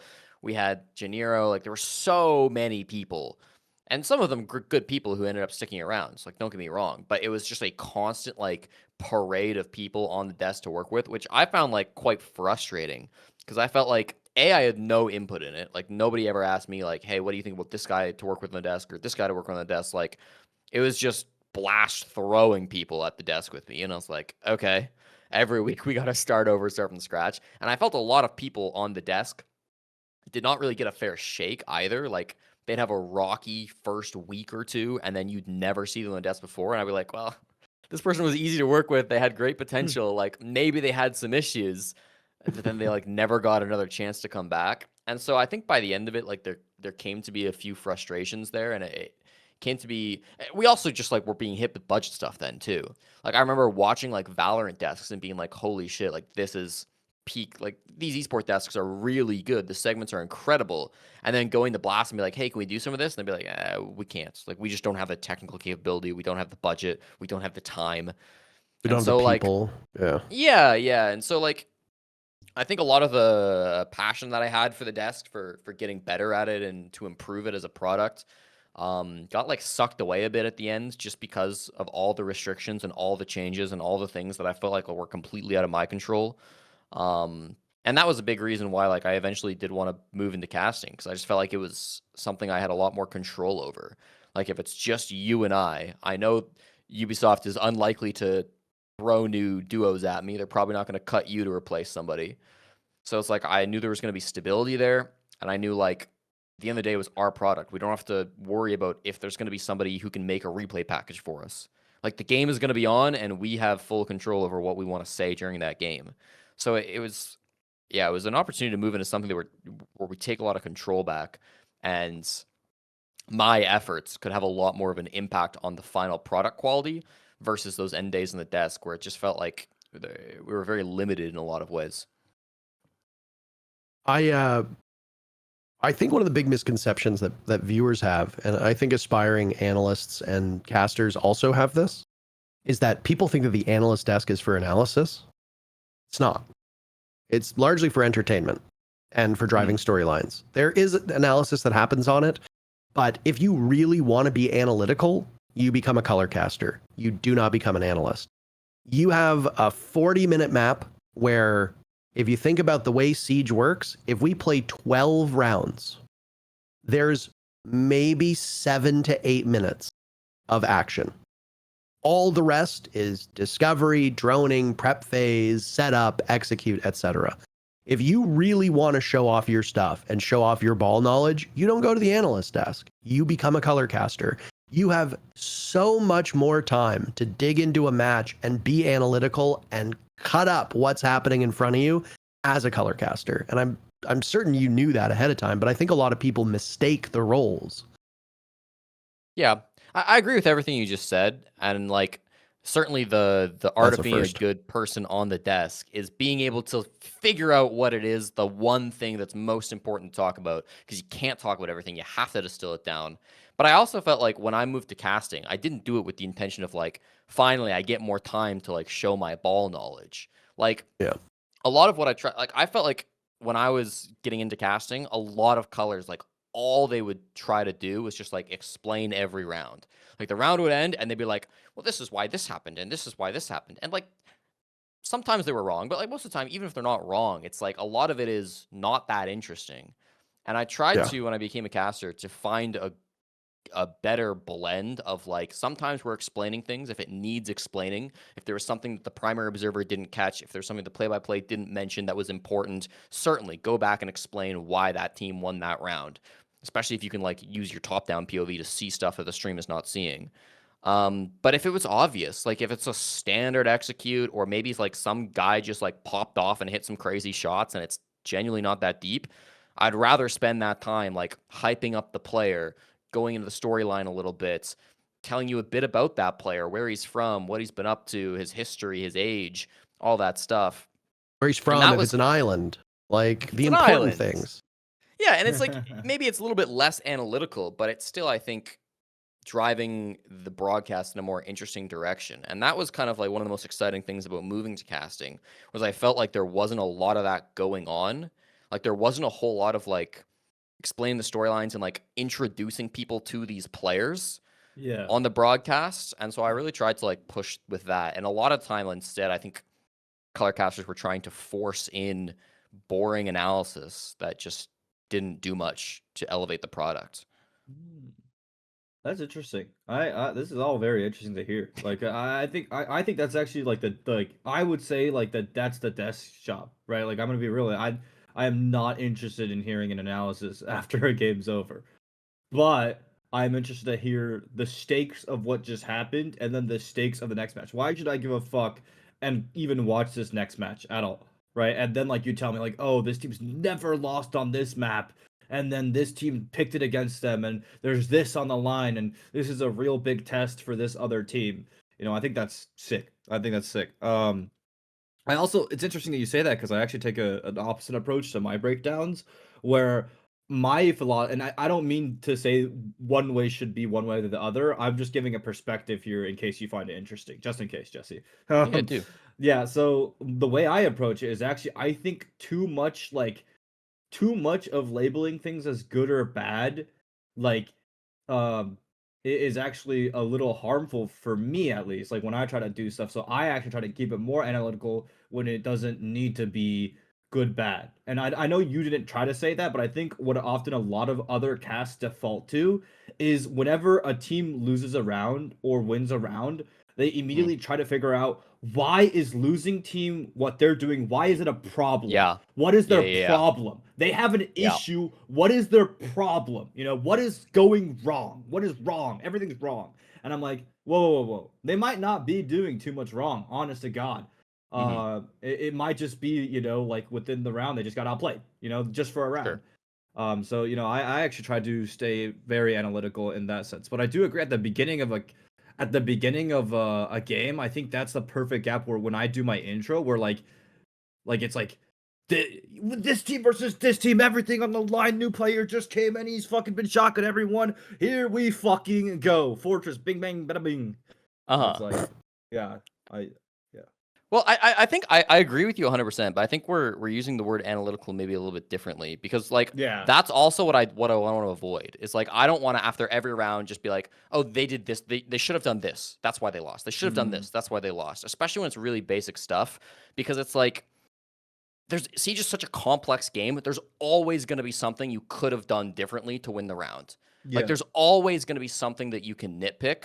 So I'd instead rather like hype up the play that went well, the players who found success. And if there's something obvious, right? If there's something like clear on the analysis, or especially if there's something unique, like a cool strategy that I've never seen before, or a really interesting like interaction with the utility, that's where I go in and be like, this round went this way because of this utility. But I think like if it's just okay, the round ended and this team like lost it because they didn't watch their flank, like I don't want to spend the next 45 seconds being like, yeah, like this guy just really needed to like watch for that flank. Like he just should have expected this move from this other guy. Like this team, they just need to be better at like expecting this stuff. Like, I don't know. I feel like we're saying the same thing, but we're saying the same thing. That's more what I mean when I say when I say analysis. That's the type of stuff I also wanted to try to pull away from. Was that just like constant criticism? On the defaults thing too, I hold the exact same opinion as you. I think it gets a bit boring to like over explain a default. But then I explained a siege round to my friend. And then I realized maybe I do need to make it more, but just for me. I don't think the broadcast should, but I think for me actually, I think I'm trying to set a goal where I do explain defaults more, because I was explaining to my friend and I was like, so yeah, they want to hold above the side because there's soft floor over there, but then they're going to get hunted by the people clearing out the top floor, so they're going to reinforce this wall, and then the enemy could break that wall. But then I was like, oh my god, this is like so cool at a base level. Yeah. And like maybe there is room for not all the time. I think all the time, like you explain a vert hole for the 700th time and you're just like But maybe there is room for like the most basic breakdown, just get some new people into it. I agree, and I think like to go in the weeds a little bit, I think that's really good like early round in terms of like setting expectations. I really like in the early round to be like, okay, on this hold, like we got 3 roamers up above, or like we were casting their day, Parker, and it was a bunks briefing defense on Nighthaven, and I think there was 4 or 5 roamers up above, and so like this is kind of basic stuff. But I was like, obviously the defense, they're really committed to holding up above. The attackers are really committed to taking up above. Like the round is going to live or die based on how this like top floor clear goes. And so it's like you're setting up, you're kind of explaining like why top floor is important and that is the focus rather than like the bomb site. And then I think doing it beforehand sets up the expectations so that if that doesn't happen, maybe the attacking team pivots and they just ignore the roamers and they go for like a sends plant or something and they just try to sneak the plant down below. Then it's like interesting. It's like I've set this up. It's like this is what is expected to happen in the round. But now something different happened, and now you kind of clue in as a viewer like, oh, this is really cool that this just happened. So I think the space for that is in the early round rather than in the late round where you're like, well, they failed to clear the roam up above, so they lost the round. You know, I like that more as expectation setting than like post round analysis, if that makes like sense. a primer. I'm gonna take that. Mm-hmm. I've been doing that unknowingly, but I'm gonna take that now that you said it. Yeah. Everybody can look like an expert by describing what happened after the fact. Where you really show off your bona fides is by telling what's going to happen in advance and then watching it unfold as it does. And, it's something that I think really does separate the goods from the greats. It's one thing that Nick does so well. It's one thing that Mint does so well, is that they'll look at something shaping up and they're going to be like, this is what's going to happen. This is how it's going to unfold, blah, blah. And then, bingo, bango, bongo, that's exactly what happens. All the dominoes fall. And you're like, wow, that guy's got some credibility here. He knows, he knows ball. And it takes a lot of comfort and a lot of knowledge to be able to do that. But it's not even about knowing it. It also takes knowing a broadcast, as Jesse just said, as to when you do that and how you do it. To your point, though, a little bit about what both of you said. Yes, it's really annoying to explain a default for the 7th time, but every single broadcast we do, there's new viewers who've never watched Siege. And we got, I don't want to say we got beat up on the subreddit for this, but there was a post on the subreddit saying that like they got tired of hearing us repeat ourselves and make it like a little too noob friendly. And I can't remember if I responded to it or not, but it's just like every time, especially at live events, there are new viewers, people who don't know anything about the game. Maybe they just picked up Rainbow and they want to learn, so they're watching Pro League. Somebody's just installed the game 24 hours ago. Maybe somebody's been playing for a week. Maybe somebody's looking to get into it and is watching the broadcast. We have to cast for everybody. We can't just cast for, again, that super passionate couple thousand really vocal minority. We have to cast for everybody. And when there's tens of thousands to even hundreds of thousands of people watching live, there will be a great deal of newbies who don't know anything, and we kind of have to walk them through the basics. And that's another thing why our main producer right now is a guy named Tommy. He's been probably the best producer we've worked with. I think that's fair to say.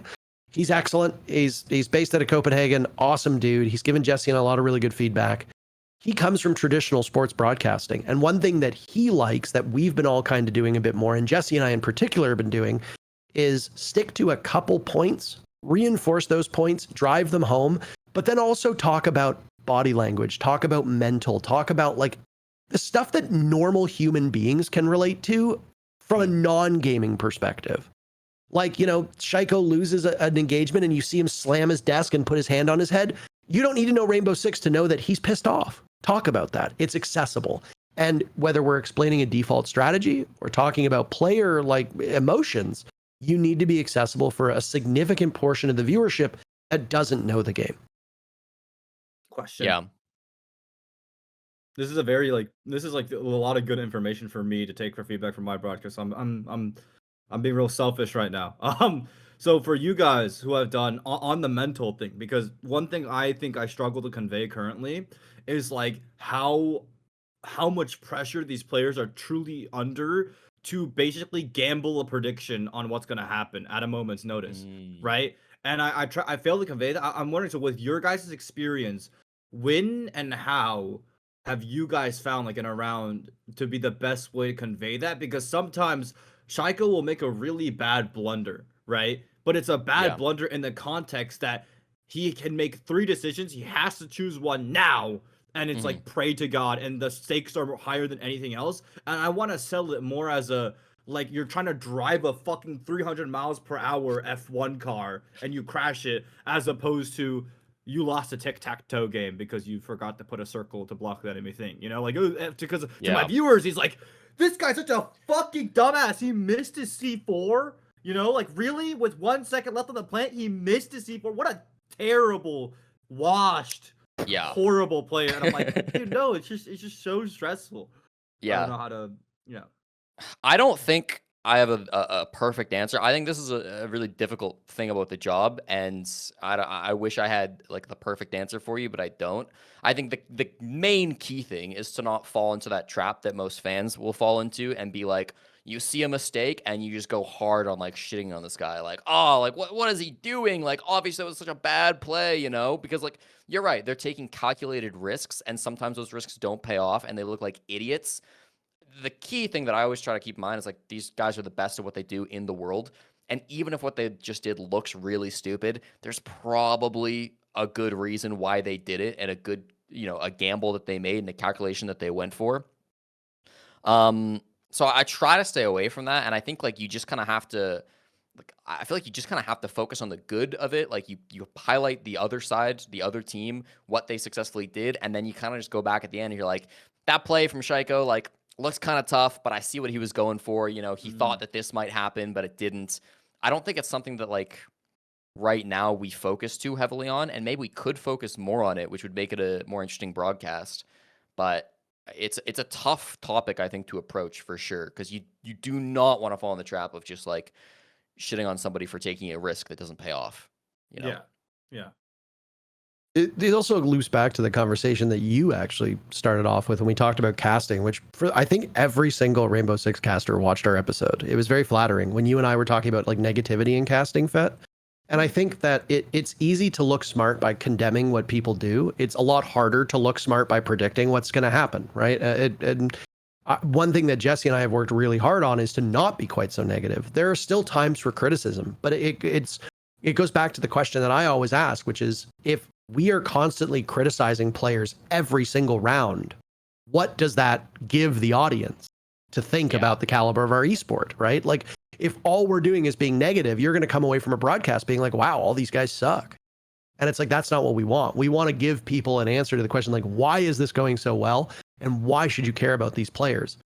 I also think it's worth noting that what we tend to focus on shifts. So one big thing that we focused on in the SR 100 Thieves game was Kaysen, because he was so close to 100 kills. Shout out to the guy on the subreddit who picked up on that.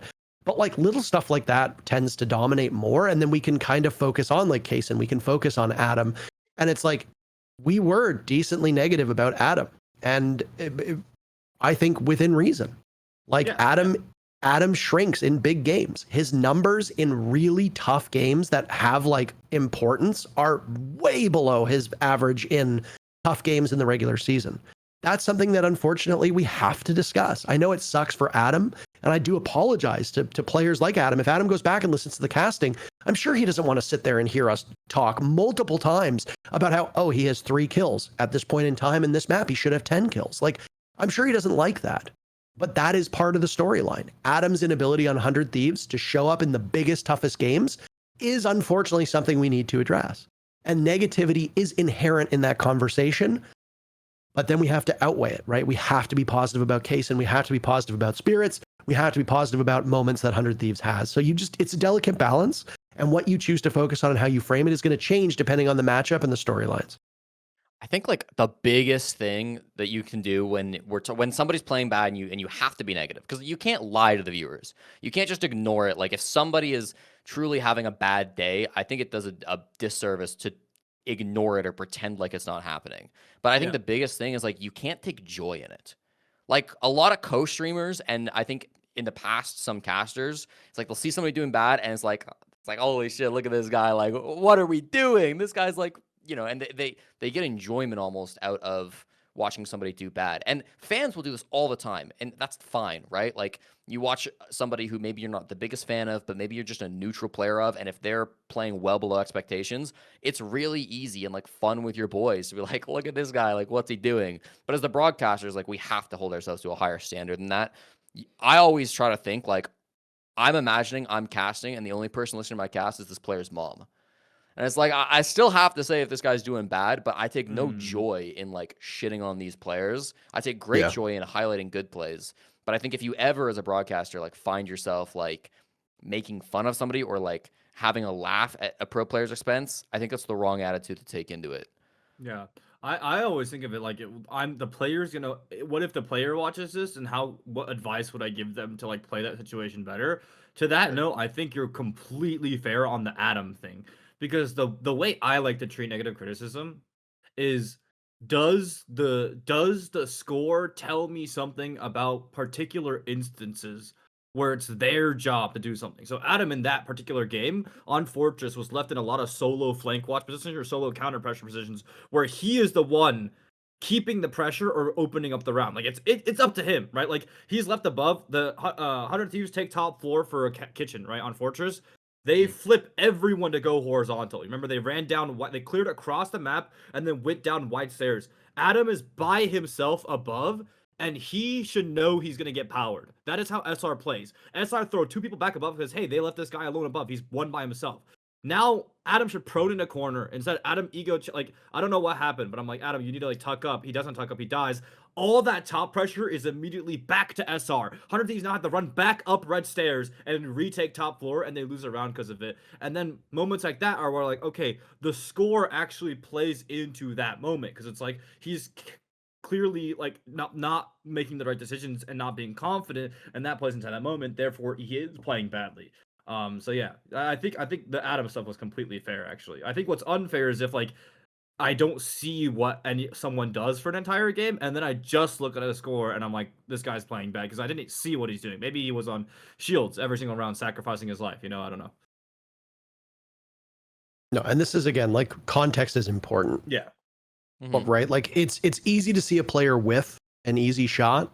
God knows Troy's done it enough, and we've like there was one time where I even said like I'm not defending that. Like I think you need. Sorry. The Ambi, that was so funny when they showed Troy Ambi's whiff, and they were like, "Can you break this one all the way down?" you see it in the interview after, Jesse? They like showed Troy his whiff, and they were like, "What do you think of this, Troy?" And Troy was like, quality's kind of bad. Oh wow, that guy's really far. I was like, oh my god. Oh, sorry, so funny. Yeah, continue. We are, for the sake of time, we're going to cut the conversation about NA, SAL, and EML and APAC for EWC. We're going to move that to next week's episode, which is, as of right now, tracking to be me, Fett, and Mint. Mint is going to be our guest, which I think is kind of funny because we had Troy as our guest after Salt Lake City. So we're just going to wrap up, Jesse, the last of your, I guess, like your story that I'm going to ask you the questions that we ask every guest. And then that's it. We are very appreciative of your time here. I know that we are keeping your lovely wife waiting, but you are in your very air conditioned room and probably sweating to death. It's not too bad right now. I didn't turn my lights on for this podcast, so it's not too hot. You look it's very atmospheric. I like it. Thank you. How have you, I guess the last question now is how have you adjusted to casting? I mean, obviously I know the answer to that question. We've been working together, but for just the general set of people, like when did you, I suppose, first start entertaining the idea of coming back to casting? And how have you enjoyed it so far, either in comparison to the desk or just on its own? I mean, to be honest, it's been in my mind since we did that cast together in LA when I was subbing in for Nick, who couldn't do it. Like since then, it's always been in the back of my mind as something like, okay, this could happen one day. Eventually everything lined up and it made sense to actually make the switch, but it's not something that I had like completely rejected beforehand. I just knew it wasn't the right time. So these last couple of years casting, I think it's been really productive. I think we've gotten a lot better. I've gotten a lot better since we started, and that progress is like really what I feel like I'm like addicted to, like seeing the improvement and seeing that get better and being rewarded with like getting to cast majors and getting to do some major finals. Like for me right now, the goal is like I'd love to cast an SI final. It's the one thing that I haven't really done is cast an SI final. So I'm like definitely hoping that we can grind and get good enough for that. At the same time, like, yeah, I think just running on the treadmill and getting better has been the main focus for casting. At the same time, I'm doing like TikTok shorts and YouTube shorts, and I'm trying to like grow more into content. I've slowed down a lot this summer. This is the busiest summer of my life because I got married. I need to move. I'm looking at a house in an hour and a half actually to move into. And then we want to get a cat. So there's a lot of stuff going on this summer, but I think at the same time as like grinding in with casting, I want to continue to grow content because I think it's another area where it's really interesting and I can see the growth directly. Like I can see myself getting better at making YouTube shorts and it's really fun. And it actually pays decent. So yeah, I think just focusing on those two aspects of getting better and loving the grind is kind of where I'm at and just enjoying the process, bro. I will say I am having a whale of a time working with you, and this is going to be this hurts me to say these things out loud to you. But I mean, obviously, our friendship has been a uniting factor. Like, people don't realize we've been in a fantasy hockey league for like 4 or 5 years at this point. Like, we talk. Well, I mean, we don't talk every day, but I don't. There's very few people in my life I talk to every day, but we talk frequently enough. Yep. You know, we have overlap in certain areas, and you know, I think having a solid friendship with the person you work with is important. I don't think it's necessary. Pengu and I were friends, but Nick and I were never as close as you and I are, for example. And I don't think you need to be super, super close. I think you just need to be able to either fake it or be cordial enough, right? And with you, like, it's very authentic. It's very genuine. When we cast, I don't need to think much like about our dynamic or our relationship. Like, it comes very naturally. And I think our banter seems very natural. I think as good as I think my casting was with Pengu, I think that a lot of times our banter and stuff seemed a little forced. And that's just because we didn't share a lot of interests, and we did have different styles of communication and different styles of humor, and that's going to happen. You know, I've worked with people in one-off casts or even more regularly that it's just like you just don't gel, and that's okay. You know, not everybody's cut out to work with everybody, and I think that with you, it's been very easy. I greatly appreciate the amount of work you do. You know, the data that you have on every team is mind-boggling, and if people saw the work that you do and what you have for it, I think people would be even more impressed at your casting. The one hesitation that I had was just game knowledge, because I knew you were more of an analytical mind than you know, the actual play. But your knowledge of the game has improved leaps and bounds. It's made my knowledge better, and you know, I think your energy management is great. There are very few times as of late where you've tossed to me and I've needed to ramp up too much or cool down too much. Like, people forget that a big part of color casting is energy management. You are going to see the execute coming as the expert, presumably before I do. You need to be the one to start that crescendo so that I can catch it and not just have you come in like this and then I start up here, right? So there's a lot to it that people don't think about, and it's made this job fun again. I'm having a lot of fun working, genuinely. Like, the game is in a good place. I'm enjoying it. I like seeing the progress. I like that we're competing for finals, even if admittedly, the 2 finals we've had, neither were particularly great, but sometimes that's just the way she goes. And you know, I hate your guts for all the times you beat me in fantasy hockey, but I'm very glad that we have started this partnership. And of course, I was very proud to be at your wedding, as underdressed as I could be. So, And now you finally let me on your podcast. It's come full circle. The last domino has fallen. I have asked him many times before, and he said no. I've been begging I to don't come believe on. it. I don't believe it. Okay. Thank you. I literally I've been asking, like, hey, when's my episode? And he's like, And then he's like, we're not bringing you red. on. Thumbs Crazy. up. Just emoji. not true. Yeah. That's just not literally. true. You know, when Bolo was on the show as an emergency host, I had originally asked Jesse, and Jesse said no. So, well, I asked them both at the same time, but Jesse said no.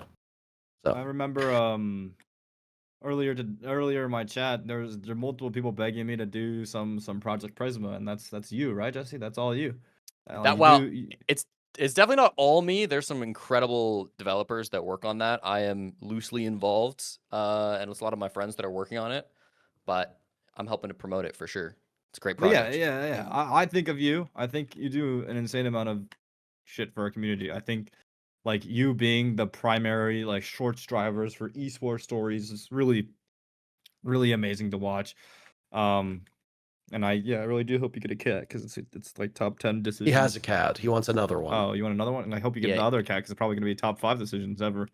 Oh, we will. Don't worry. I hope they It's get only a along. matter That's of the time. biggest thing. That's the only RNG part, is you don't know if, like, your current cat and the next cat get along.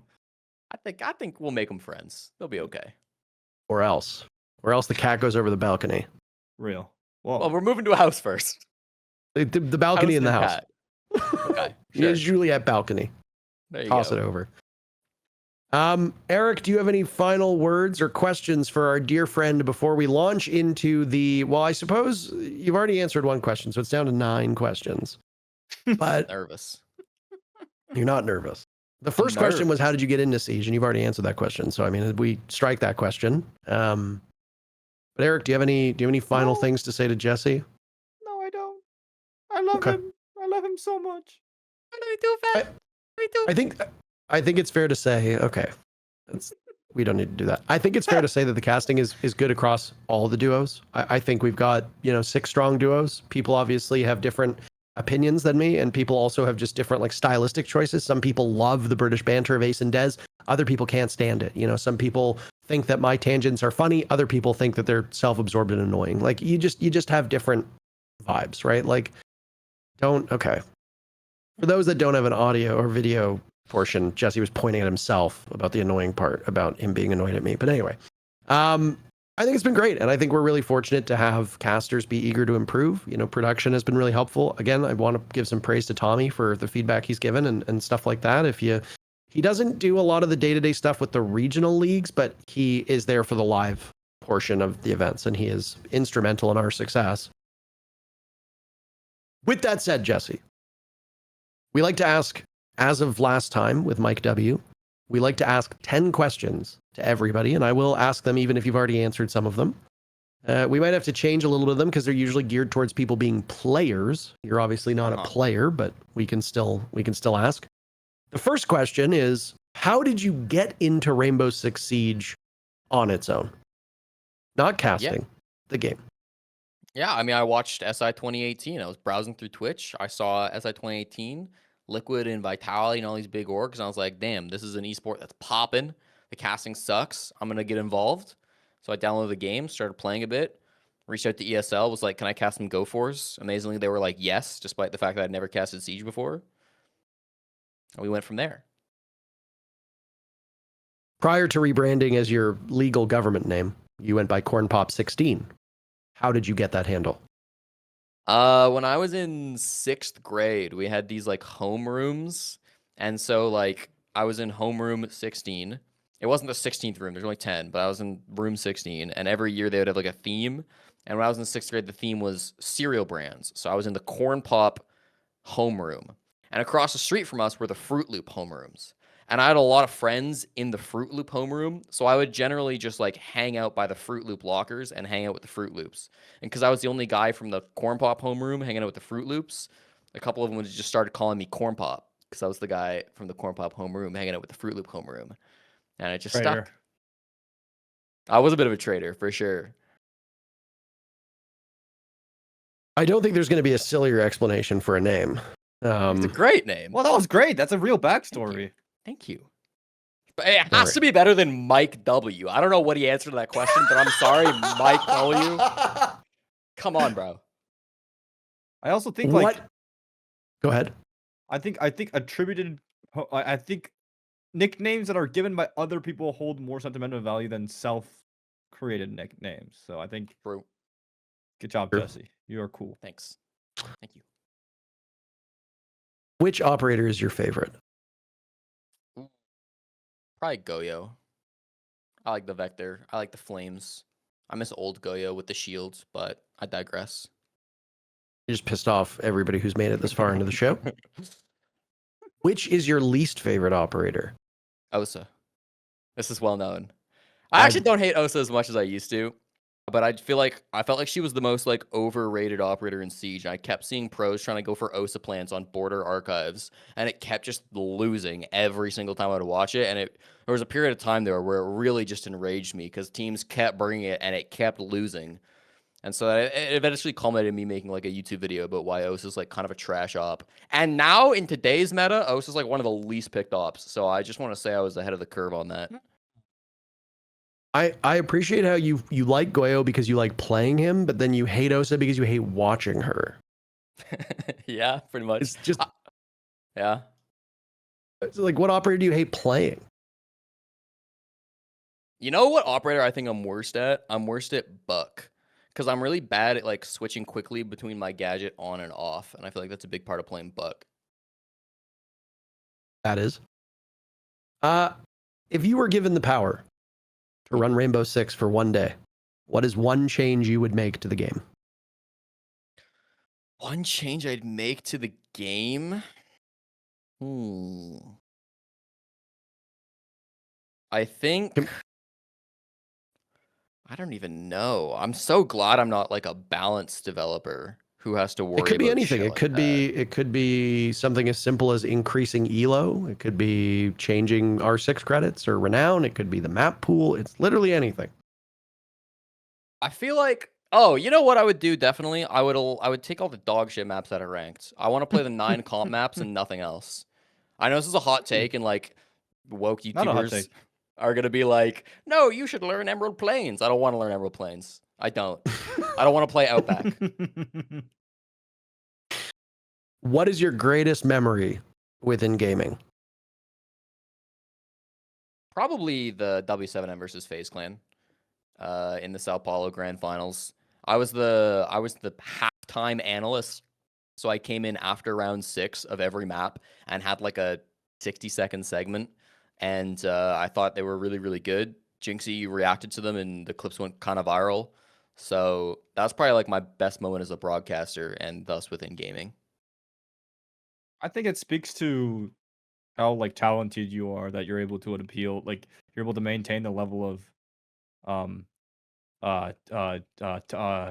technical analysis of something, words that mean you're skilled, and still be able to appeal to that audience, because I think like that's a rare skill, you know. Like I think the fact that he was able to understand what you said, he was able to be like, holy shit, this guy's fucking right, let's get him on a stream. I that made me smile. That brought a big smile to my face.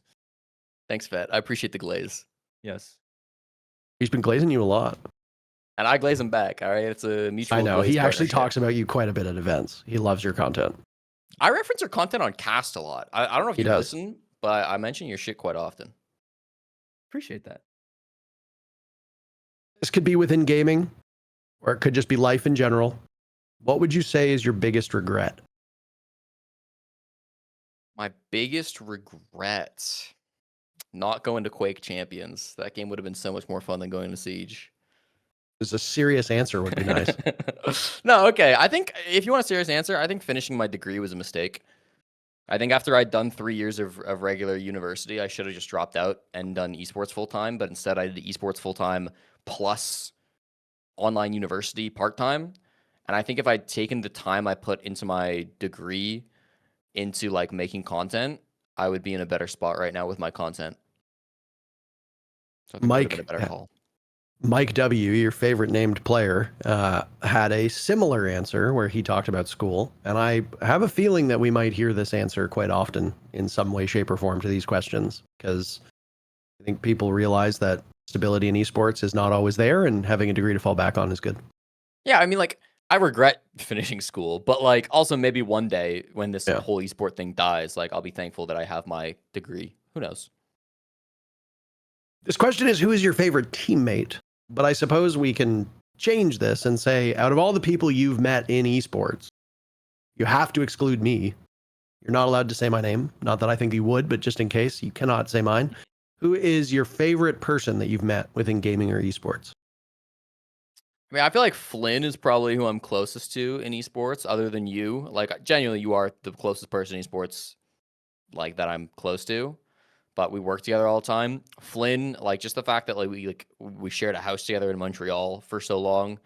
Laxing's another guy. I'm just gonna name a bunch of people. Sorry, who I became really close with. Obviously, Jacob, I spent a ton of time with. I really like Pengu. I feel like I haven't spent as much time with Pengu. I'm not as close with him, but like, he's a guy who surprised me with how much I enjoy like spending time with him at events and stuff. Like, I don't know. There's so many more names I could list, but like that's my short list. The question was one person, but that's okay. We'll take many. I'll go with Flynn if I have to pick one. I like Flynn, and I just hung out with him all weekend. So How did the hill go? How did he take it? okay, hold on. This is the story. So on the Parker got into the wedding before anybody else did. So the first night that Parker showed up, we like hung out, and Edmonton's an extremely like. It's kind of like a naturey city. We've got this giant river valley that cuts through the city. And often I'm kind of an active guy. I like to go walk through the river valley.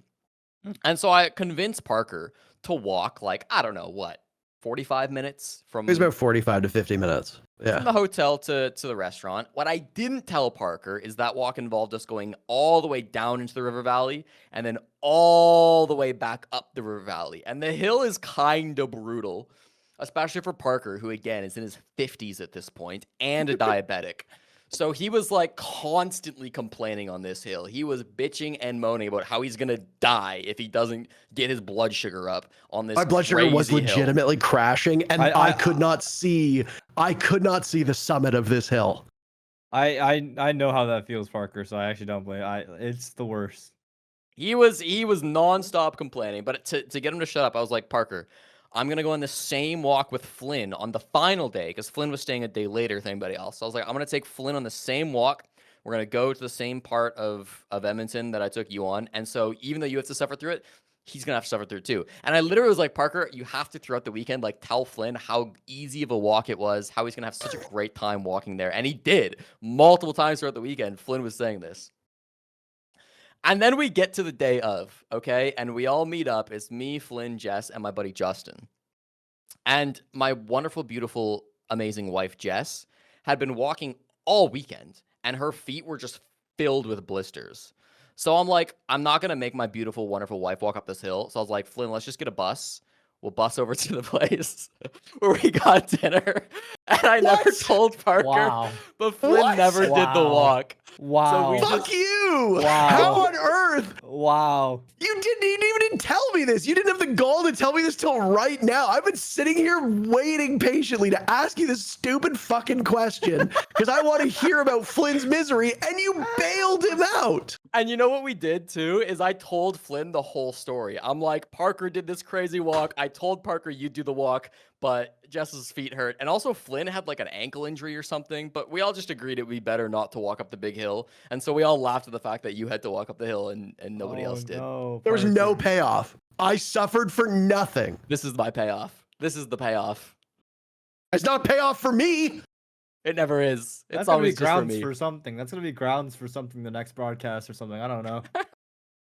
I've been waiting for you to bring it up Jesus. again. It's good I can't times. believe that. I'm so fucking annoyed. Okay. That was a lot of buildup to get fucked over, Parker. I can't lie. I'm sorry. I'm so sorry. I'm not exaggerating. Whatever you think the hill is, it's worse than what you're thinking. It's not that bad. It's like It's a not kind bad. of It's just steep I hill. was not. You had told me it was a really nice walk. It was nice. We were surrounded by nature the whole time. You didn't tell would me go I'd on be this walk. walking at a 45-degree incline for 10 minutes. It's a simple jog up Anyway. a hill. I don't know what to tell you. I will tell you, the beer I drank after that, it went down real easy. It's the walk that makes the eventual payoff so much better. He did say that. He kept saying, think about how much better this food is going to be. And I was like, I don't think it's going to make that much of a difference. It did. Final two questions for you now. If you could do anything outside of esports, what would you be doing? I would really enjoy just like a data job. Like I love spreadsheets. I enjoy coding. I would love to just like be able to work in spreadsheets all day. And I know this is like most people's day job and they hate it and they think that like I have a dream job and I certainly do. But like I think I would enjoy that work. Like I always loved math as a kid. I was a huge math nerd. My degree is in mathematics. And so like just working with numbers and working with spreadsheets is so satisfying to me. So it'd probably be something in statistics or sheets or like, yeah. For anybody who knows you, probably the least surprising answer on this show. If I couldn't do I used like to call TikTok you or- numbers boy or whatever. I used to call you a nerd boy or whatever. I called you on the desk many times. So Yeah. If I need a normal job, that's what it Well, would if be. I ever start a lab, you can be my bioinformatician. Yes, dude. I'm down. look at us creating work. We're job creators. You guys are entrepreneurs. Look at you. When Would it be Ubisoft so goes funny? under. Yeah, would it be so funny if after we're all out of Siege, all of you guys, we just all work together in a fucking bio lab, just fucking folding DNA and proteins and fucking In Edmonton. Fuck yeah, bro. Fuck yeah. I would rather be dead just about anywhere than alive in Edmonton. It's a great city. Your stupid valleys and hills. Giant fucking mall. No mall needs a roller coaster inside. Yeah, Okay. but it should. All right. Last question. If you could say anything to your younger self, what would you say? People always ask this question. I feel like it's like, I don't know, man. I wouldn't say anything. My younger self kind of hit the jackpot. Like I nailed it. I'm an esports broadcaster. What are you kidding me? That's awesome. That's you now. Yeah, That wasn't but he you got then. there. He got there. Yeah, I think but certainly he had to go through the trials and tribulations to get where he is now. I guess I'd say like just drop out of school. I'd say I would just go back to my biggest terrible regret. I'd say, advice, by the way. Just don't like enroll in Athabasca University. all these people being like, stay in school. I wish I'd taken it more seriously. What would you say to your younger self? Quit school. Drop Quit out. school. Maybe I'd tell him to like get into Siege earlier. You know, get a year or so extra head start. I appreciate how direct and straightforward you approach these questions. There was no abstract here. It wasn't like, oh, you know, like be happier. Like it wasn't like, oh, you know, like see your family and friends more. Like be proud of yourself. Like blah blah. You're like play Siege faster so you can be a caster faster. Invest in Bitcoin. Like I don't know, bro. Invest in find a way. Bitcoin is a good one. I'm gonna have to ban that answer though because I know that there will be people who will say that. If we did these questions with Carl with Alamau on the show, that's like 100% what he would say. Definitely. Get in Bitcoin earlier. That's it. Those are the 10 questions. See, they weren't that bad. You were stressing over them for nothing. I'm just glad I got to tell my Hill story. I was hoping for so much more. I wanted to hear Flynn's misery like you have no idea, and he somehow managed to escape it. We were laughing about it all day. We were like, That's can't fucking believe Parker awesome. had I to love that, walk up man. this hill. I did my job. You were like, oh, we're going to go on a walk. I'm like, Rob, it's such a nice walk, man. You're going to love it. Blah, blah, blah. Like, I did everything you asked me to do, and you sold me out. And Flynn remembered it, too. I told Flynn. I was like, you know how Parker kept talking about this walk? And Flynn was like, oh, yeah, he did mention that. I was like, yeah, it was all just a scheme. It didn't pan out. Oh, I am never coming to Edmonton again. I hope you understand this. I am never stepping foot in that city ever again. You'll be back. So You'll be back. I will not. I will not. You'll be back. That concludes the show. We have moved the conversation about EWC, NAL, all the playoffs, EML, SAL, etc. We're moving that to next week's episode. Our hope right now, what is currently set, and it is strongly set, but it hinges a little bit on his timing. Mint will be joining us from Copenhagen on his streaming setup. It'll be Fett, Mint, and I will be talking to Mint about how he's enjoyed being on the desk, how he's had a good time over there, what his experience has been like. We're going to talk about golf, I'm sure. Kaysen and Hot and Cold, all the good things. Then we're going to go over all of the regional results because we'll probably be recording on the 19th, which will be when all of SAL is done. So we'll have all of the teams. We should have pretty much every team qualified for EWC if memory serves me correctly. So we can talk about that in greater detail for those that were hoping for a catch up on the last couple weeks or last week of our esport. Unfortunately, this is just not the show for that. We had too much fun talking to Jesse. Fett in particular did. So we just rolled with it. And that's sometimes the nature of the show is if the conversation's good, there's no real reason to shut it down, especially if we can just move stuff to the next episode. So for those that did make it all the way to the end, thank you so much. As always, like, subscribe, leave a comment. It really helps us out. We'll have more information as well about the Last Free Nation subscription program next week when hopefully it's been launched so we can actually point you in that direction. Then, of course, we'll be doing a Q&A for those that subscribe to help fund the show. And we'll be answering your questions probably in the last 15, 20, 25 minutes of the show. I want to thank Fett for jumping on. And of course, I want to thank Jesse for being such an amazing guest. He is a married man. Please wish him well in the comments. Jesse, final thoughts before we throw the episode. We always give it to the guest. YouTube.com/JessieJChick. YouTube shorts help fund my lavish lifestyle. Please make sure you check it out. Even though there's nothing recent, there will be stuff after EWC. We will be sure to include the link to your socials and all of that in the description of the video. You and I are going to be very busy this week. We are casting 6 of the next 9 days. So it is going to be quite a gauntlet for us. Unfortunately, we had to move some dates around because they conflicted with your wedding, and it has given us quite a bit of work, but it will be fun to burrow in and give our first SAL broadcast actually of this stage, which is tomorrow, which if you're watching this was yesterday because this episode will likely be arriving on Monday and today is Saturday. Thanks as always for tuning in. Thank you to producer David. Thank you to Last Free Nation and all those involved. And thank you to you for supporting the show. We'll see you on the next episode. Take care. Enjoy the rest of your day. Goodbye.